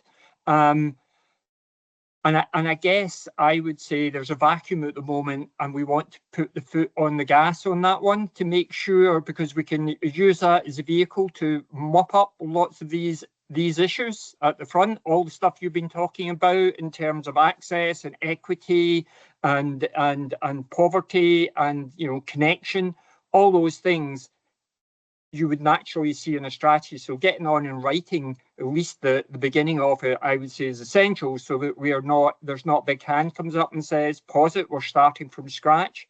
I will get something tangible to feed in. And the second one is, funnily enough, on the money. And I just wonder whether Helen, as Director of Finance, has had any guidance as yet centrally about the do's and don'ts of the journey we're about to go on to meet the agenda of getting back into the whole of the West of Scotland and East of Scotland, get back into financial balance within this, I guess, three-year window, which is going to be very, very tight. Thank you. Thank you, Brian. Great questions. There was a lot in that one. So Fiona, I won't take anybody else at this point. I'll let you tackle that because I think Brian's covered a range of bits that we want to pick up. Thank you, Brian, and I'm glad we could hear you, because we wouldn't want you to have missed your opportunity to ask the question. In response to your first point about the pace, I think the sooner we can be clear where the touch points are within our own governance, so that there is full transparency and oversight, I'll be able to answer that question more fully, so that we know that I can go into meetings, myself and Sarah, saying this is the NHS Highland position, not this is the Sarah and Fiona position. So I think we need to agree where those touch points are, that some of them will be in the executive space, and I've already discussed adapting the way we do our executive director's agenda to ensure that there's a subnational touch point in the frequency of meetings, so that we're always having that oversight of what's going on with the subnational activity. But we'll also need that within our committee structure. Now, you'll recognise that you yourself have told me it's blistering, and our committees, they're good, but I wouldn't call them blistering pace. Our committees are excellent, but not generally blistering. So we may have to have a conversation about how the executive can operate at the pace, given that there'll be a lag into committee oversight. But I think that's something that we can pick up outside the board meeting to ensure that the executive team have the confidence of the board to act between committees, given that things are moving quite as quickly as they are. In relation to strategy, I wonder, David, if you could come in and give an update as to where we are, because we are at the early stages, but we are progressing with that strategy development. And I wonder if David could add a few comments to that. Yes, thanks, Fiona. I think for the reasons that you've mentioned, Brian, is the very reason that we absolutely want to go forward with the strategy, because if it plays into a wider element to that, that's great. But I think our own position and how we want to progress that full agenda is going to be really important for us as a board, and that's been re-emphasised. So that work is underway. We had the most recent meeting was indeed yesterday, where we took a number of our senior managers together and to bring them up to speed with many of the discussions we've had at an executive level and at a board level. And now we're just forming our plans how we take that out from an engagement point of view, because it is quite a different emphasis as we try to focus on improving the health of our population as opposed to being a service-driven organisation. So we want to make sure that we give fair opportunity to everybody to come on that journey with us, because it's going to be essential in terms of how we deliver it. So there'll be more plans that we will lay before the committee. The committee is very helpful. The Population Health Committee is going to be really helpful for us to keep us to that discipline and timing, and more will be shared within that forum. Thanks.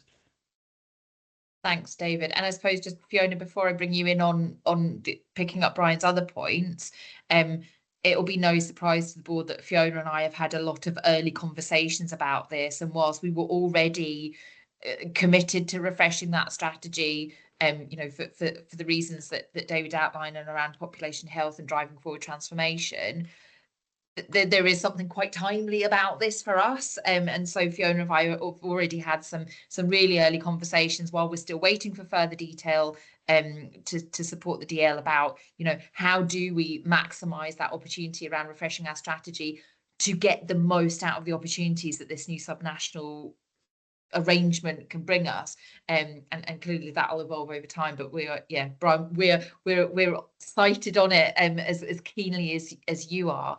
But Fiona, I'll let you come back in on the other points as well. Well, I was just going to bring Heleth in to respond to the question that Brian asked about the finances.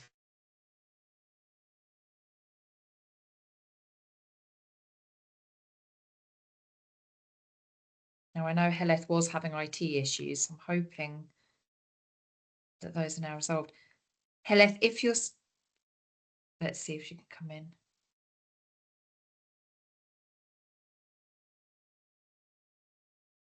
I can't hear Heleth.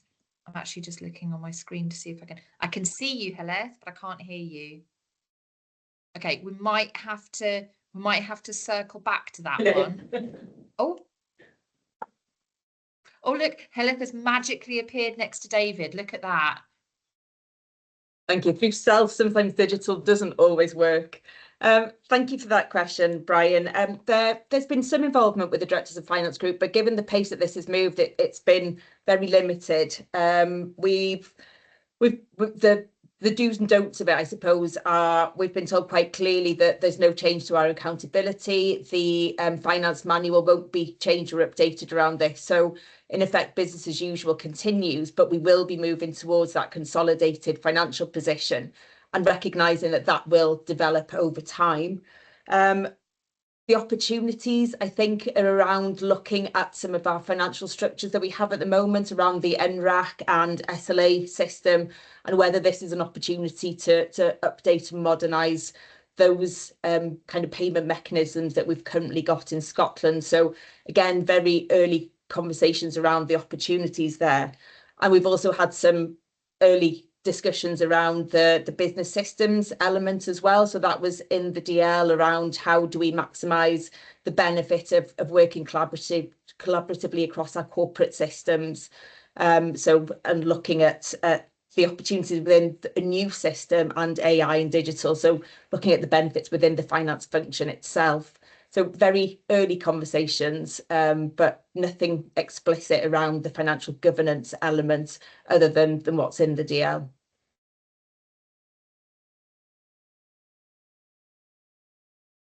There we go. Thank you, Heleth.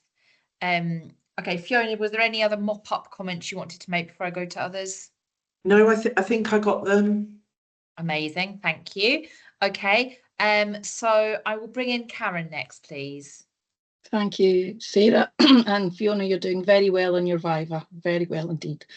I've been playing subnational planning bingo. So I'm pleased to say thank you to everyone who's contributed so far. I've only got 1 point on my bingo card sheet, but others, Graham and Muriel, may bring up points that I haven't already marked off on my card. I'm conscious of in your Chief Officer's report, Fiona, you talked about collaboration and the work and collaboration across Highland that we already have. And I note that reflected in the information that we've had around this subnational planning approach, that this is about board collaboration.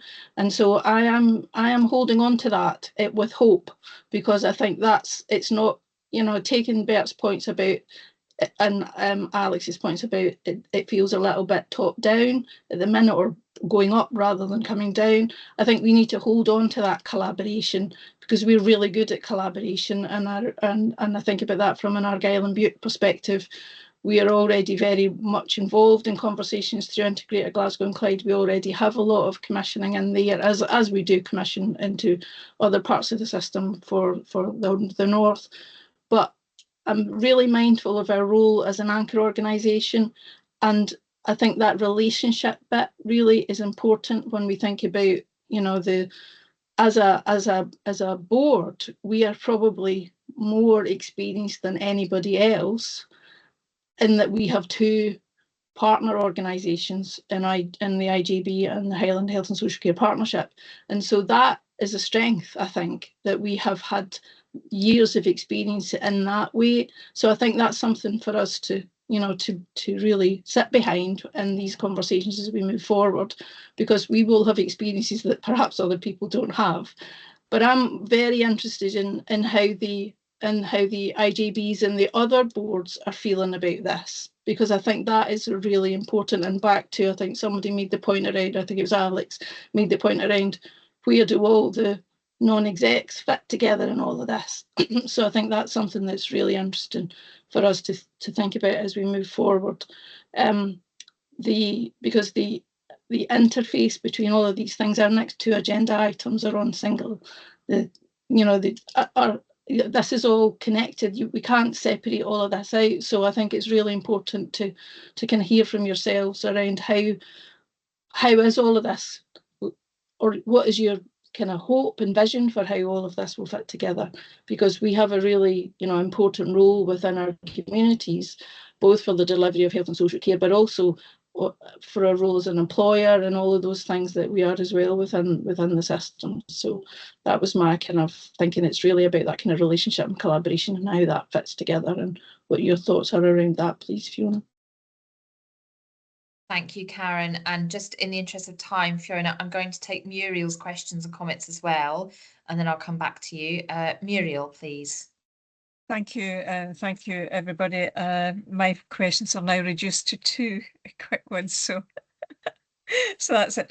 I think what's important, one thing that's important to me in all this work is communication to our staff and the people that deliver our services, because there is an opportunity here for misinformation to be the headline as opposed to actual fact and detail.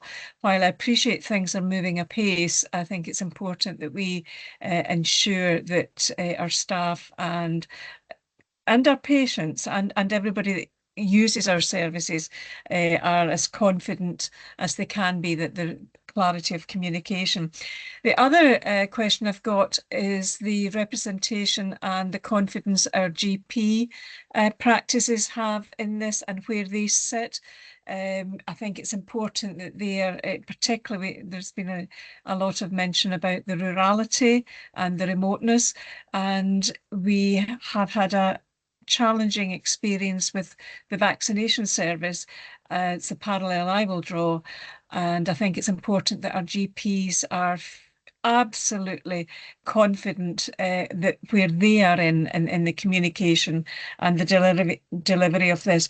And I think there's been a lot of chat, sorry, third point, there's been a lot of chat about the opportunities, and I think we have, because I think our service users need to feel absolutely ensured and reassured that they will get the best service and best care to meet their needs as appropriate going forward. Thank you, Muriel. Fantastic questions. So Fiona, no pressure. I'm going to ask you. Yeah, no, to, that's to fine. pick up those points. Keep them coming. I could do this all day. It's great. So, Karen, just back to your point about hope, and I think that's a good word for us all. So let's be hopeful. But you're right that we are an anchor organisation, and I suppose my response to you is that my determination to utilise the conversations we've had about the King's Fund model, where we absolutely understand that we have a role in direct health and social care service delivery, but that is insufficient to reflect our responsibilities as a health board, and that one of our other circles, if people are familiar with the model, is our role as an anchor organisation and the need to partner well with other public sector bodies or other third sector bodies to actually make the lives of people better in the places that we are serving. So it goes back to the strategy point. We have to describe and then implement within our strategy what it means to be an anchor organisation for the Highlands and Argyll and Bute. What does it mean as an employer? What does it mean about as somebody that procures all kinds of services? How can we maximise the utilisation of the revenue we have to stay in our area to support the thrivingness of our economic regeneration and communities? So for me, I suppose the way I'm thinking about that is, how do we use this opportunity to benefit the large reform that's needed of our big hospital-based services and corporate services, whilst not losing our absolute focus on people and place? When we do those well together, they should be complementary.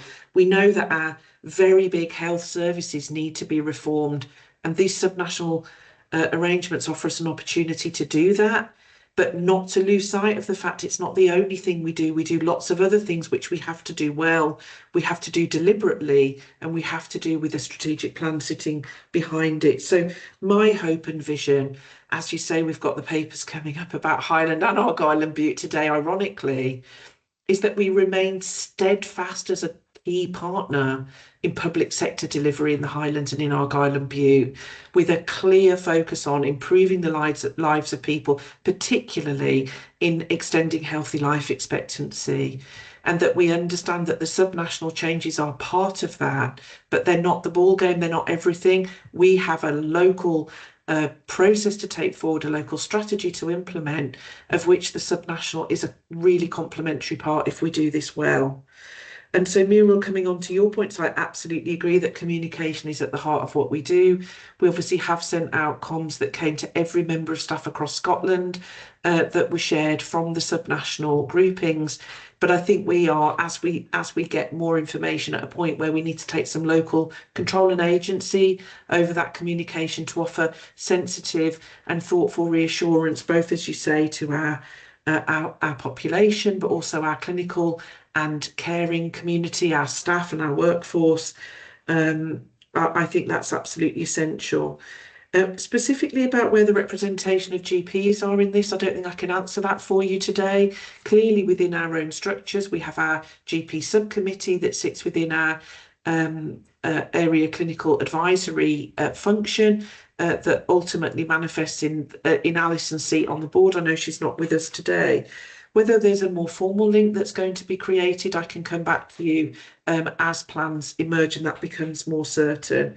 And hopefully by doing so, I can pick up that final point about the reassurances that are needed for everybody, all the stakeholders that we have, whether they're organisational partners, members of the public, our staff, other groupings, and we'll need to be very thoughtful about how we can offer that reassurance. But I would just reiterate, our accountability as a board is unchanged by the direction, as is my accountability as accountable officer for the system. And whilst that is the legal position, every day I will be working on ensuring that we improve the lives of people in Highland and Argyll and Bute, and that our population is the focus of this organisation.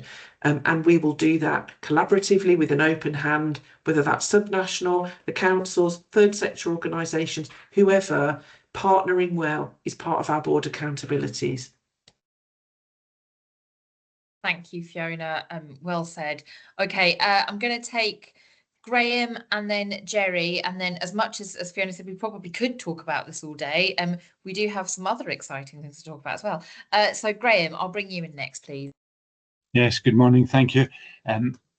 We're all very well aware of the huge challenges facing health and care services in the country. So I guess central government is damned if it does and damned if it doesn't. I think we all appreciate that some things have to change and adapt.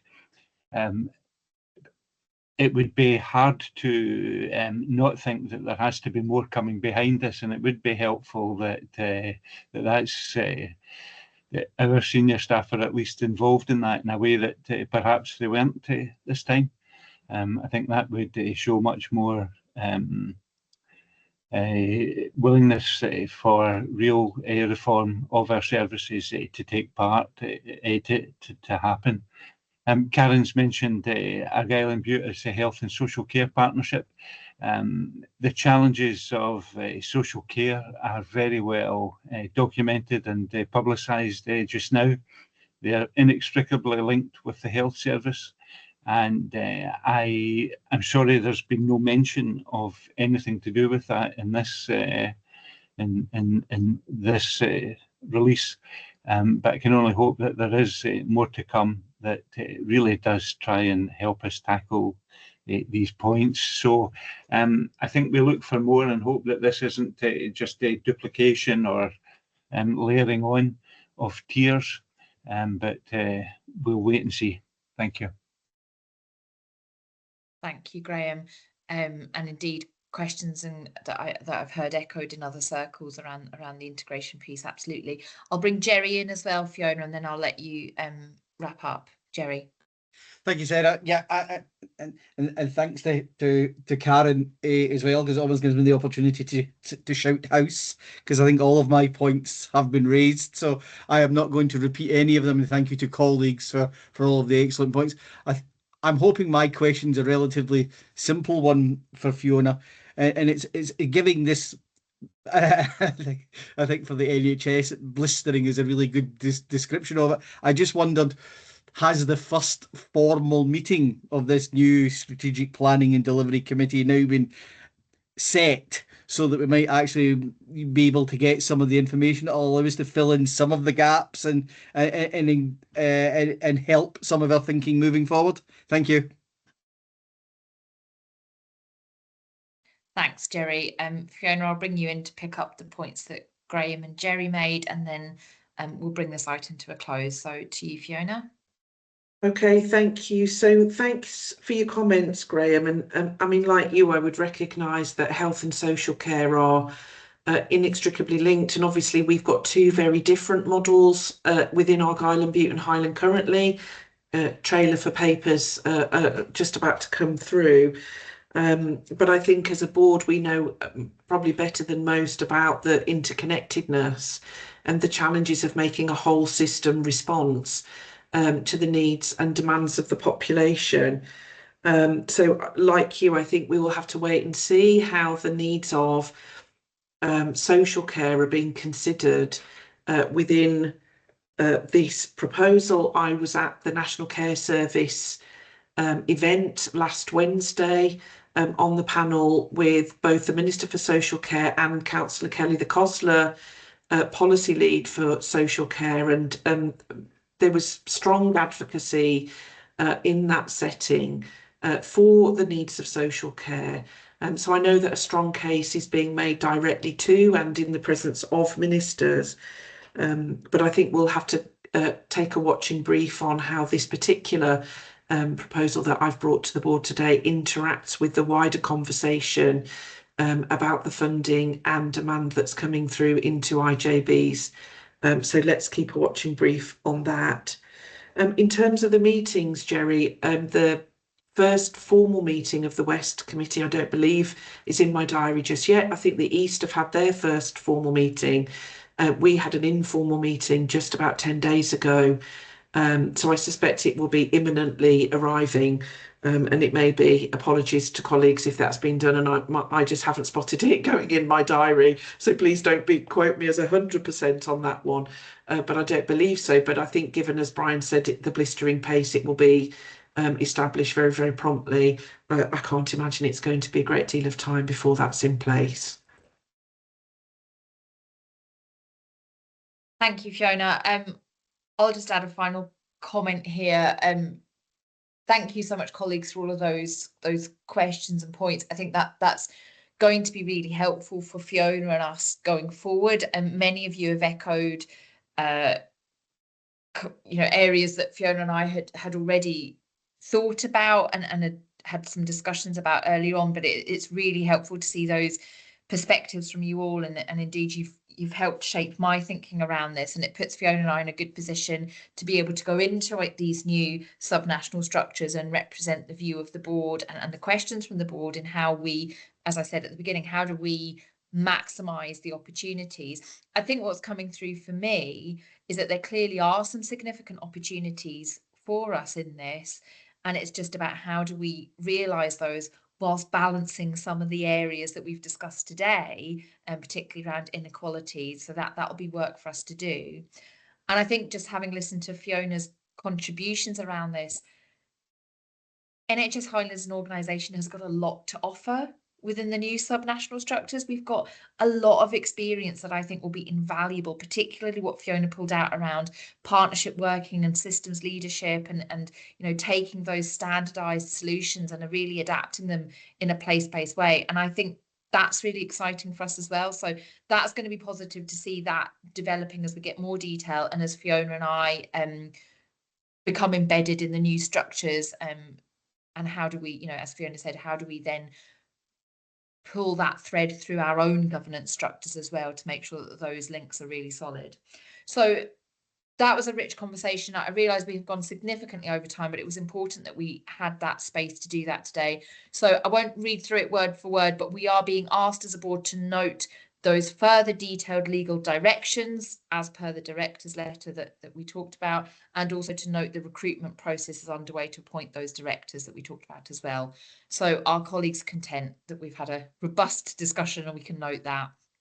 Okay, Fiona gets a break now, which is she'll be really pleased for. She can have a bit of a drink and catch her breath. We're going to hand over to Gareth now for item number 4. So as Karen laid out, these are very distinct items, but there is an interconnectedness. So Gareth, I'm going to ask you to give us an update around the models of integration review in terms of our partnership with the Highland Council.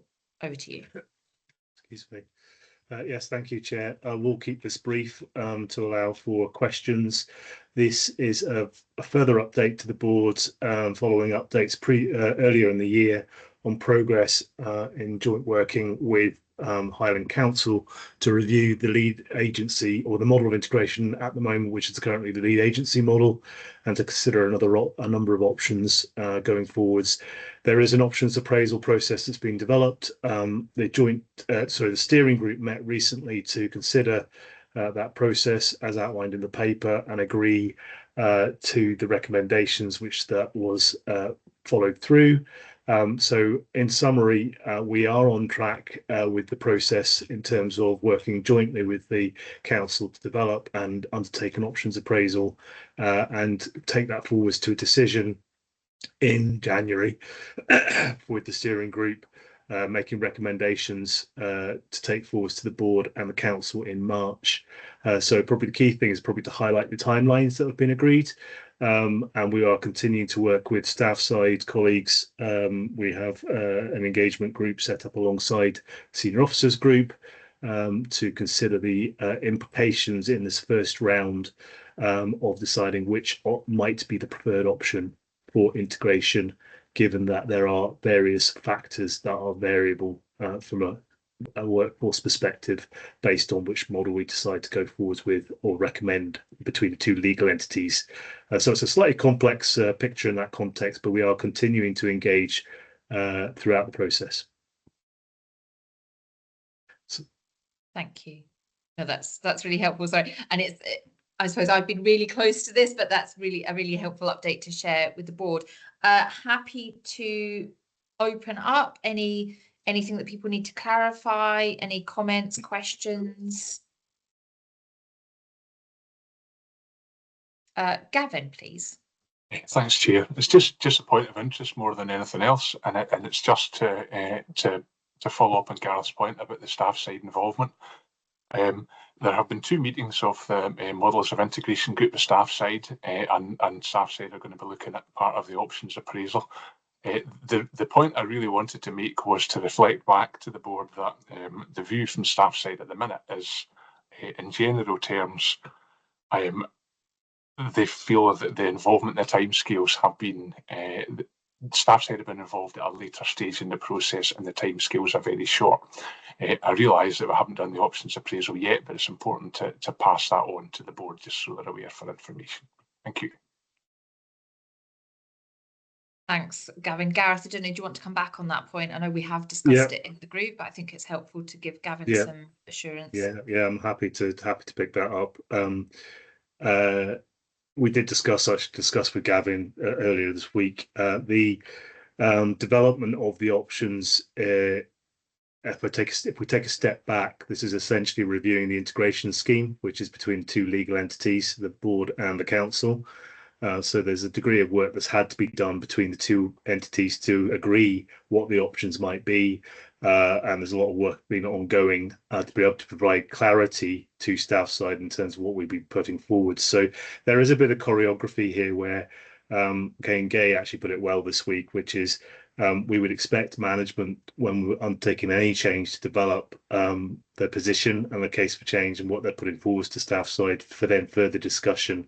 And that's the ethos in which we're taking this forward, is to say there are the options on the table. Is there anything that the staff side wishes to feed into that in terms of those options? Its decision has not been made as of yet, and we are seeking their views, particularly in relation to the impact that each of the options may have if we progress them, taking forward potential to impact on employment arrangements and therefore terms and conditions that might take taken forward. So this is a little bit chicken and egg in that context, in that until we decide between 2 entities which option we might prefer, that needs to be done in parallel. So I think this is just the word I would use, choreography at this point in time, and I appreciate for staff side colleagues that is confusing. And we've also got to note, obviously, we've got 2 sets of staff side we're bringing together from 2 different organisations that work in slightly different ways. Thank you, Gareth. Yeah, choreography, sequencing, complex, but important to note that point. Thanks, Gavin, for raising that. Okay, I'm not seeing any other hands up with regards to this update.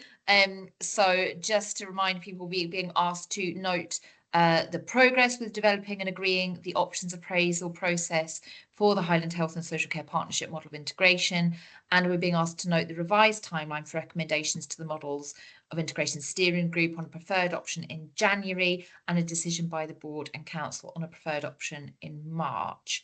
So that's what's being asked of us.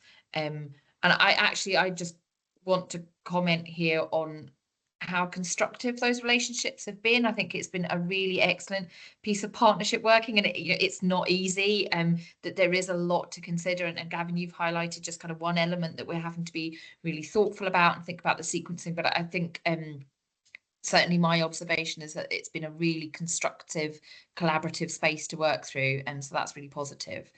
Okay, we're happy to note that. I think not seeing anybody coming in. That takes us on to another Gareth item. So this is item number 5, and this is the update with regards to the single authority model work in Argyll and Bute. So Gareth. Thanks, Chair. Again, a very lengthy paper, so apologies to some extent for that, but to give a fulsome update to the board on the progress in relation to the single authority model conversations that are rooted in local democracy review dating back to 2017. So this has a genesis a way back in time, and has come from a local government direction with the NHS board becoming involved more fully earlier this year. I won't speak too much further into this paper because, say, the colleagues will have had a chance to look at it, other than say we have two options that have remained on the table as for consideration between, again, the two legal entities, the council and the NHS board, and the work we are continuing in parallel. The work we are continuing to look at an options appraisal for the single authority model against those two options.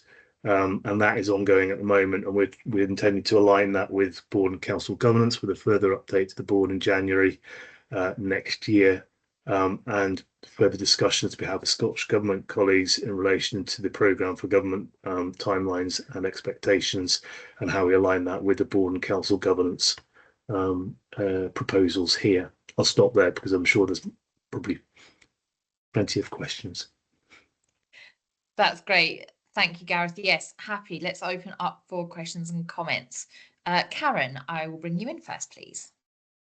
Thank you, Sarah, and thank you, Gareth, and to everyone who's been involved in the work so far. I'm going to carry on with your choreography reference there, Gareth, and say this feels under-rehearsed and could potentially lead to problematic performance, which is a shame because it has real opportunity for benefits in that kind of locality-based planning type arrangement thing. But it feels like we're, in the context of wider changes that are happening, we're rushing towards a solution when, with a bit more time, maybe we could come up with a better offer. And it just feels like it's kind of, it's another one that's slightly, it's not maybe blistering, Brian, but it's certainly moving forward at a pace that perhaps we've not necessarily got enough time, I believe, to really have a fulsome discussion about the potential benefits for communities around this. I don't know if that makes any sense, Gareth. Thanks, Karen. Yep, Gareth, I'll bring you in. Yeah. Focus of the work at the moment, I think, is so I suppose the way I would phrase that is there are risks associated with this in terms of the pace and expectations that have been placed on the pace that have clearly been set out in the documents that we've received from government, so we'll remain factual. The detail of the work, so at this point in time, the two options on the table remain to be filled in with more detail and understanding. So they can be probably interpreted in different ways at the moment in terms of what they actually mean in practice. We did have I wanted to highlight, we had a productive meeting with council colleagues last Friday to start to try and flesh out and put across some of our more specific questions, which I've been leading on behalf of the board to try and tease out a bit more of that detail, which I'm sure Gavin will come in and speak to, in that staff side have expressed similar concerns that at this stage it feels conceptual and not detailed for them to be able to comment on. So that, I think, is the observation I think we share at the moment, is we would want to move that forwards and have a basis which the board can make an informed decision as one of the two parties in this process. Thanks, Gareth.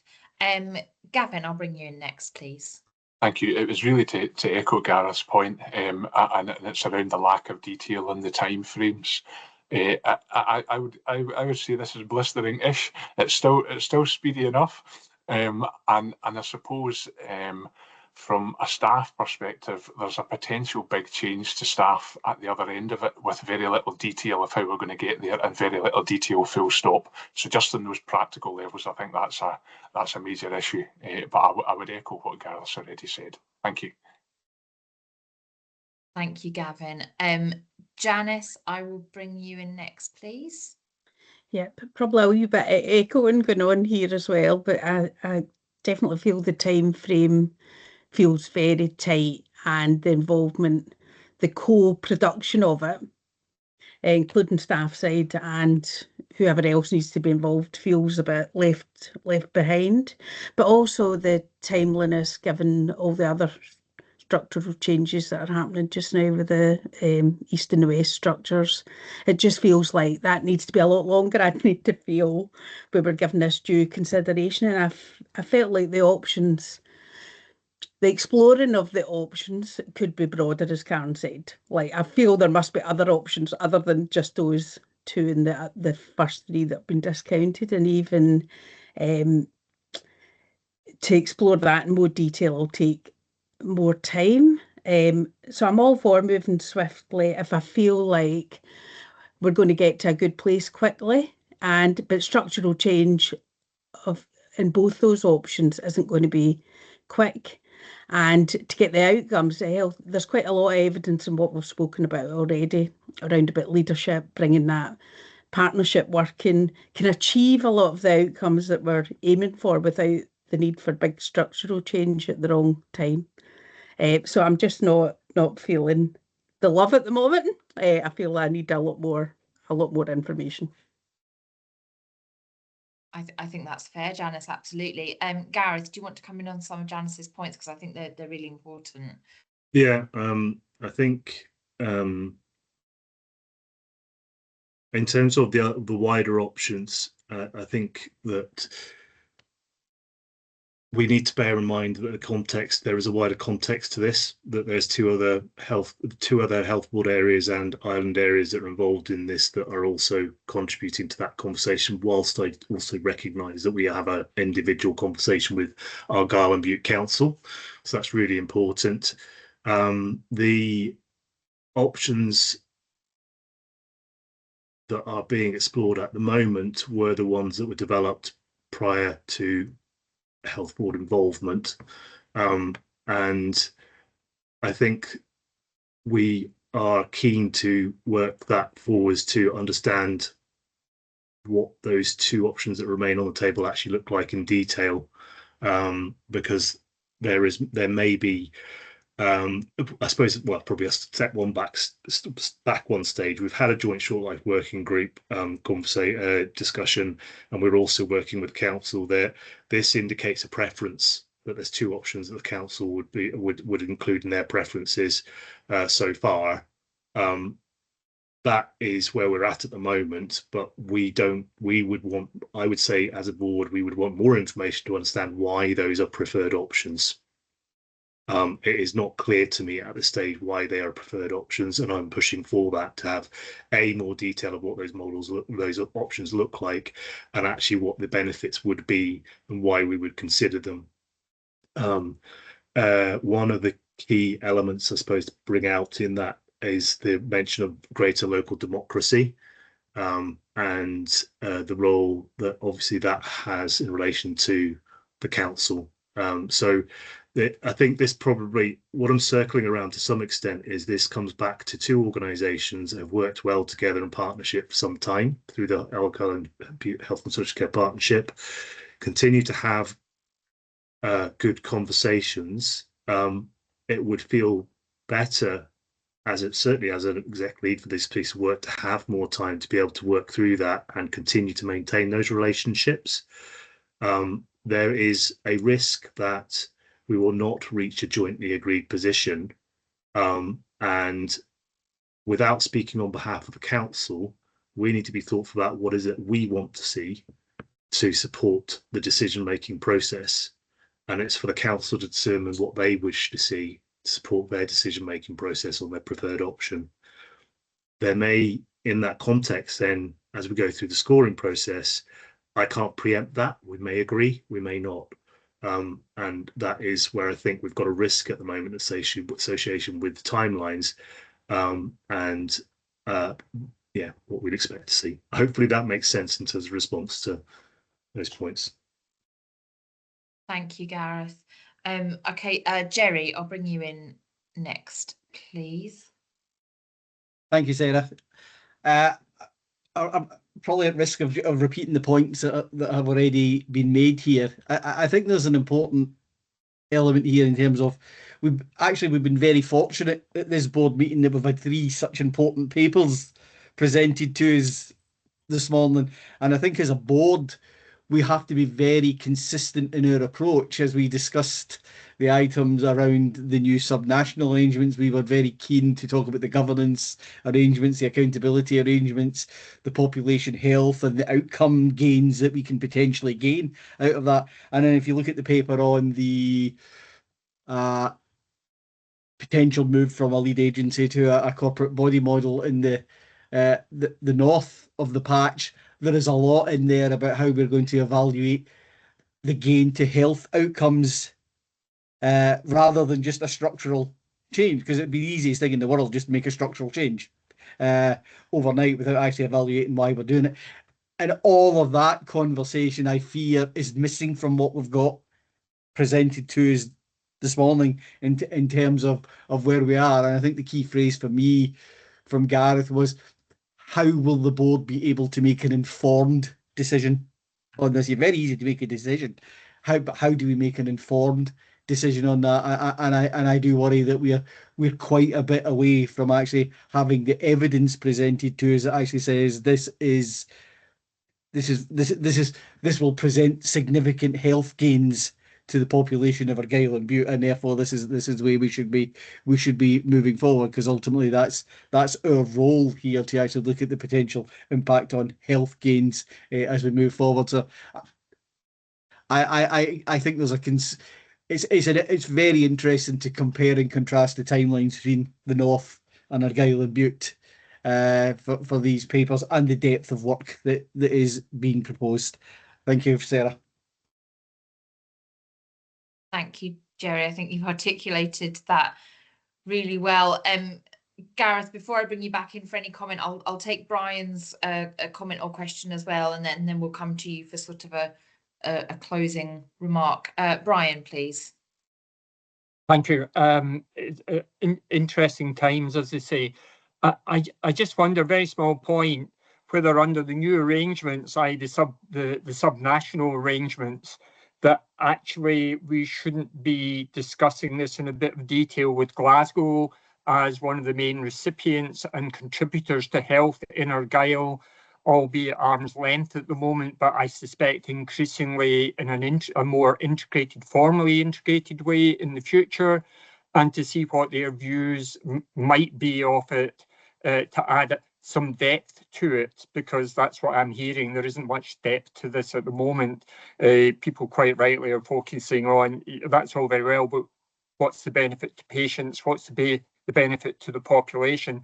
I think it would be good to get Glasgow's perspective on that as a future closer partner going forward. Thank you. I suppose just coming back on that point, obviously Fiona's got a hand up. I don't know whether you want to come in first, Fiona. Yeah. Thanks, Gareth. And Brian, thank you for the question. The timing and the interconnectedness of these initiatives wasn't lost on me either, because I think that the key question that I think many board members are raising is, how are we going to improve health outcomes in Argyll and Bute? That's the key question that as a health board we have the responsibility to ask ourselves. As Gareth outlined in the paper and in his verbal comments, the genesis of this particular initiative was very much born out of the local governance review, well outside, if you like, the normal jurisdiction that health boards would be involved in with the civil service. And we've been working obviously with our own civil servants within the DG Health and the civil servants that are overseeing public sector reform, and have raised with them the potential interplay between the subnational proposals and the single authority model proposal, and ask them to consider from a civil service perspective how we can ensure that we don't end up, if you like, in simple terms, as piggy in the middle of something where these things are not supposed to be contentious, but potentially could be if there's a kind of push and pull factors with unintended consequences. So we're just waiting to hear back really from that as we work with our civil servant colleagues so that we can ensure that the right people around the table to have the right conversations to answer the question around health outcomes for people in Argyll and Bute. Thanks, Fiona.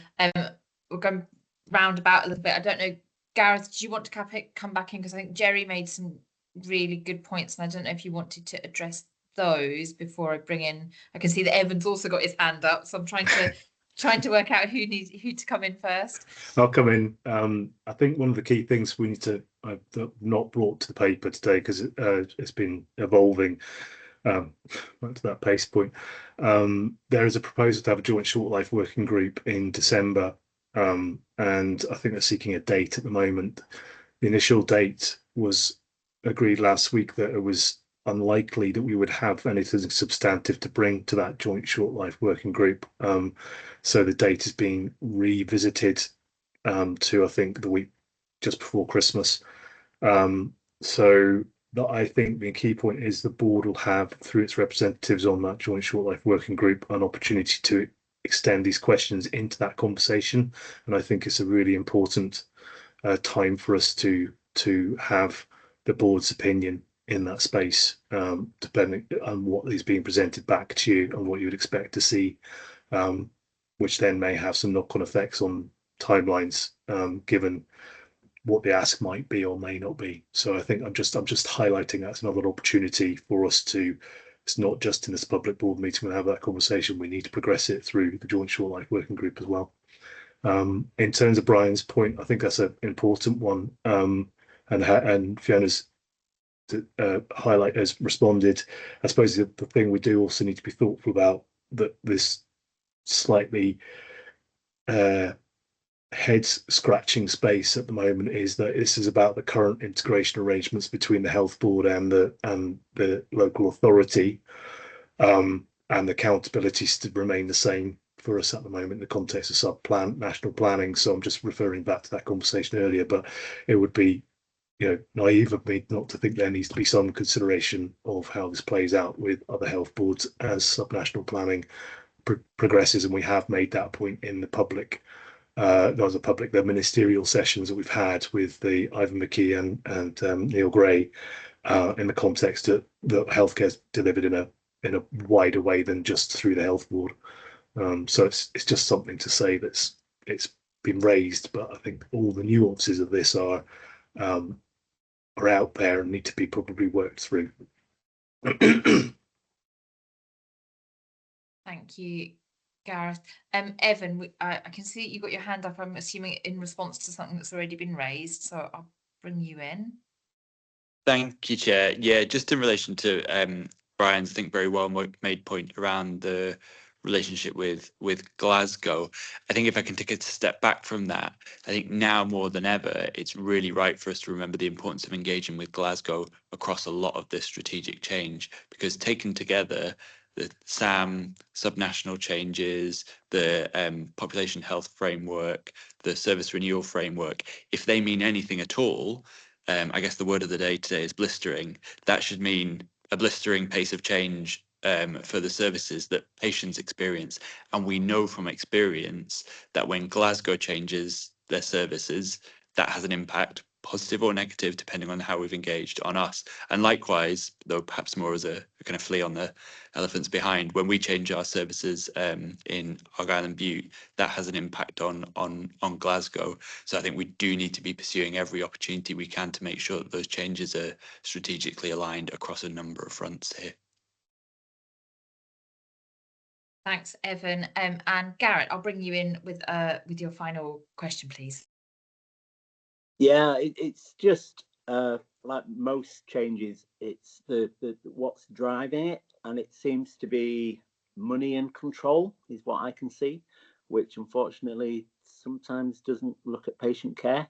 So I just hope that, like I say, with the blistering pace, patients are put first. Yeah, absolutely. A really helpful reminder. Thank you, Garrett. We're adding a lot of new words to our board lexicon today. So we've got blistering, we've had flea. This is we said it would be an exciting meeting. Gareth, I'll come to you for your closing comments, and then I'll say something before we you'll be pleased to hear we're going to have a break in a minute. So Gareth, to you, please. Thanks very much. I am thoughtful, just picking up. I just probably want to come back and re-emphasize the need for us to maintain at this stage our influence as a health board in this conversation, and our current accountabilities and responsibilities within the IJB, recognising the points that colleagues have made in relation to Glasgow. But I think there's an element of making sure we don't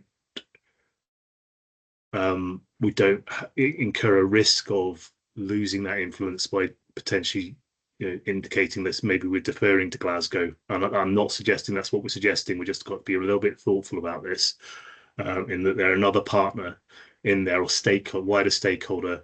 I think it would be helpful for us to just maintain our primacy in this space at the moment in relation to the integration joint board arrangements. But again, maybe that's something we can pick up through the Joint Short Life Working Group conversations as well. So yeah, it's interesting times. So my summary would be that that's been really helpful to get the feedback, and I think concur that that we need to do more work to bring detail forwards on the benefits of progressing either of the models, or indeed consideration of whether there could be suggestions for other options going forwards. The Joint Short Life Working Group in December, I think, is a key opportunity for board members to influence that conversation directly with councillors, and we will work in partnership with our colleagues to progress that options appraisal in the meantime, and we will see where we get to in terms of the maturity of that, recognising the timescales involved. Yes. And the other thing I probably want to pick up on is Gavin's point is around the staff side context here. As it currently stands, the implications are that or the way that papers are written are that there would be no changes to the help to the employment arrangements. So potentially no implications of changes to terms and conditions, but in the spirit of partnership working, it's something we want to have staff involved in, because they want to be aware of how things are going to work for them in that integration space going forwards. Thanks, Gareth. That's a helpful closing comment. We are being asked to note the work completed to date. We are being asked to support the continued work and those further discussions as you have outlined in the SBAR. I won't read it word for word, but people have got it in front of them. So are we content with that? Thanks. Just before we close, and I'm saying this after that item because it relates to the 3 items that we've just discussed. Oh, sorry, I was going to say something about Sam. I just want to say, clearly it's an opportunity to build on the strong relationship that we already had with Argyll and Bute, and to consider how we improve outcomes for people. And you've heard that sort of described as Gareth has taken us through on that journey. Definitely some challenges, again, as described. The bit I wanted to say just about these 3 is that, they are separate and distinct processes that we are working through.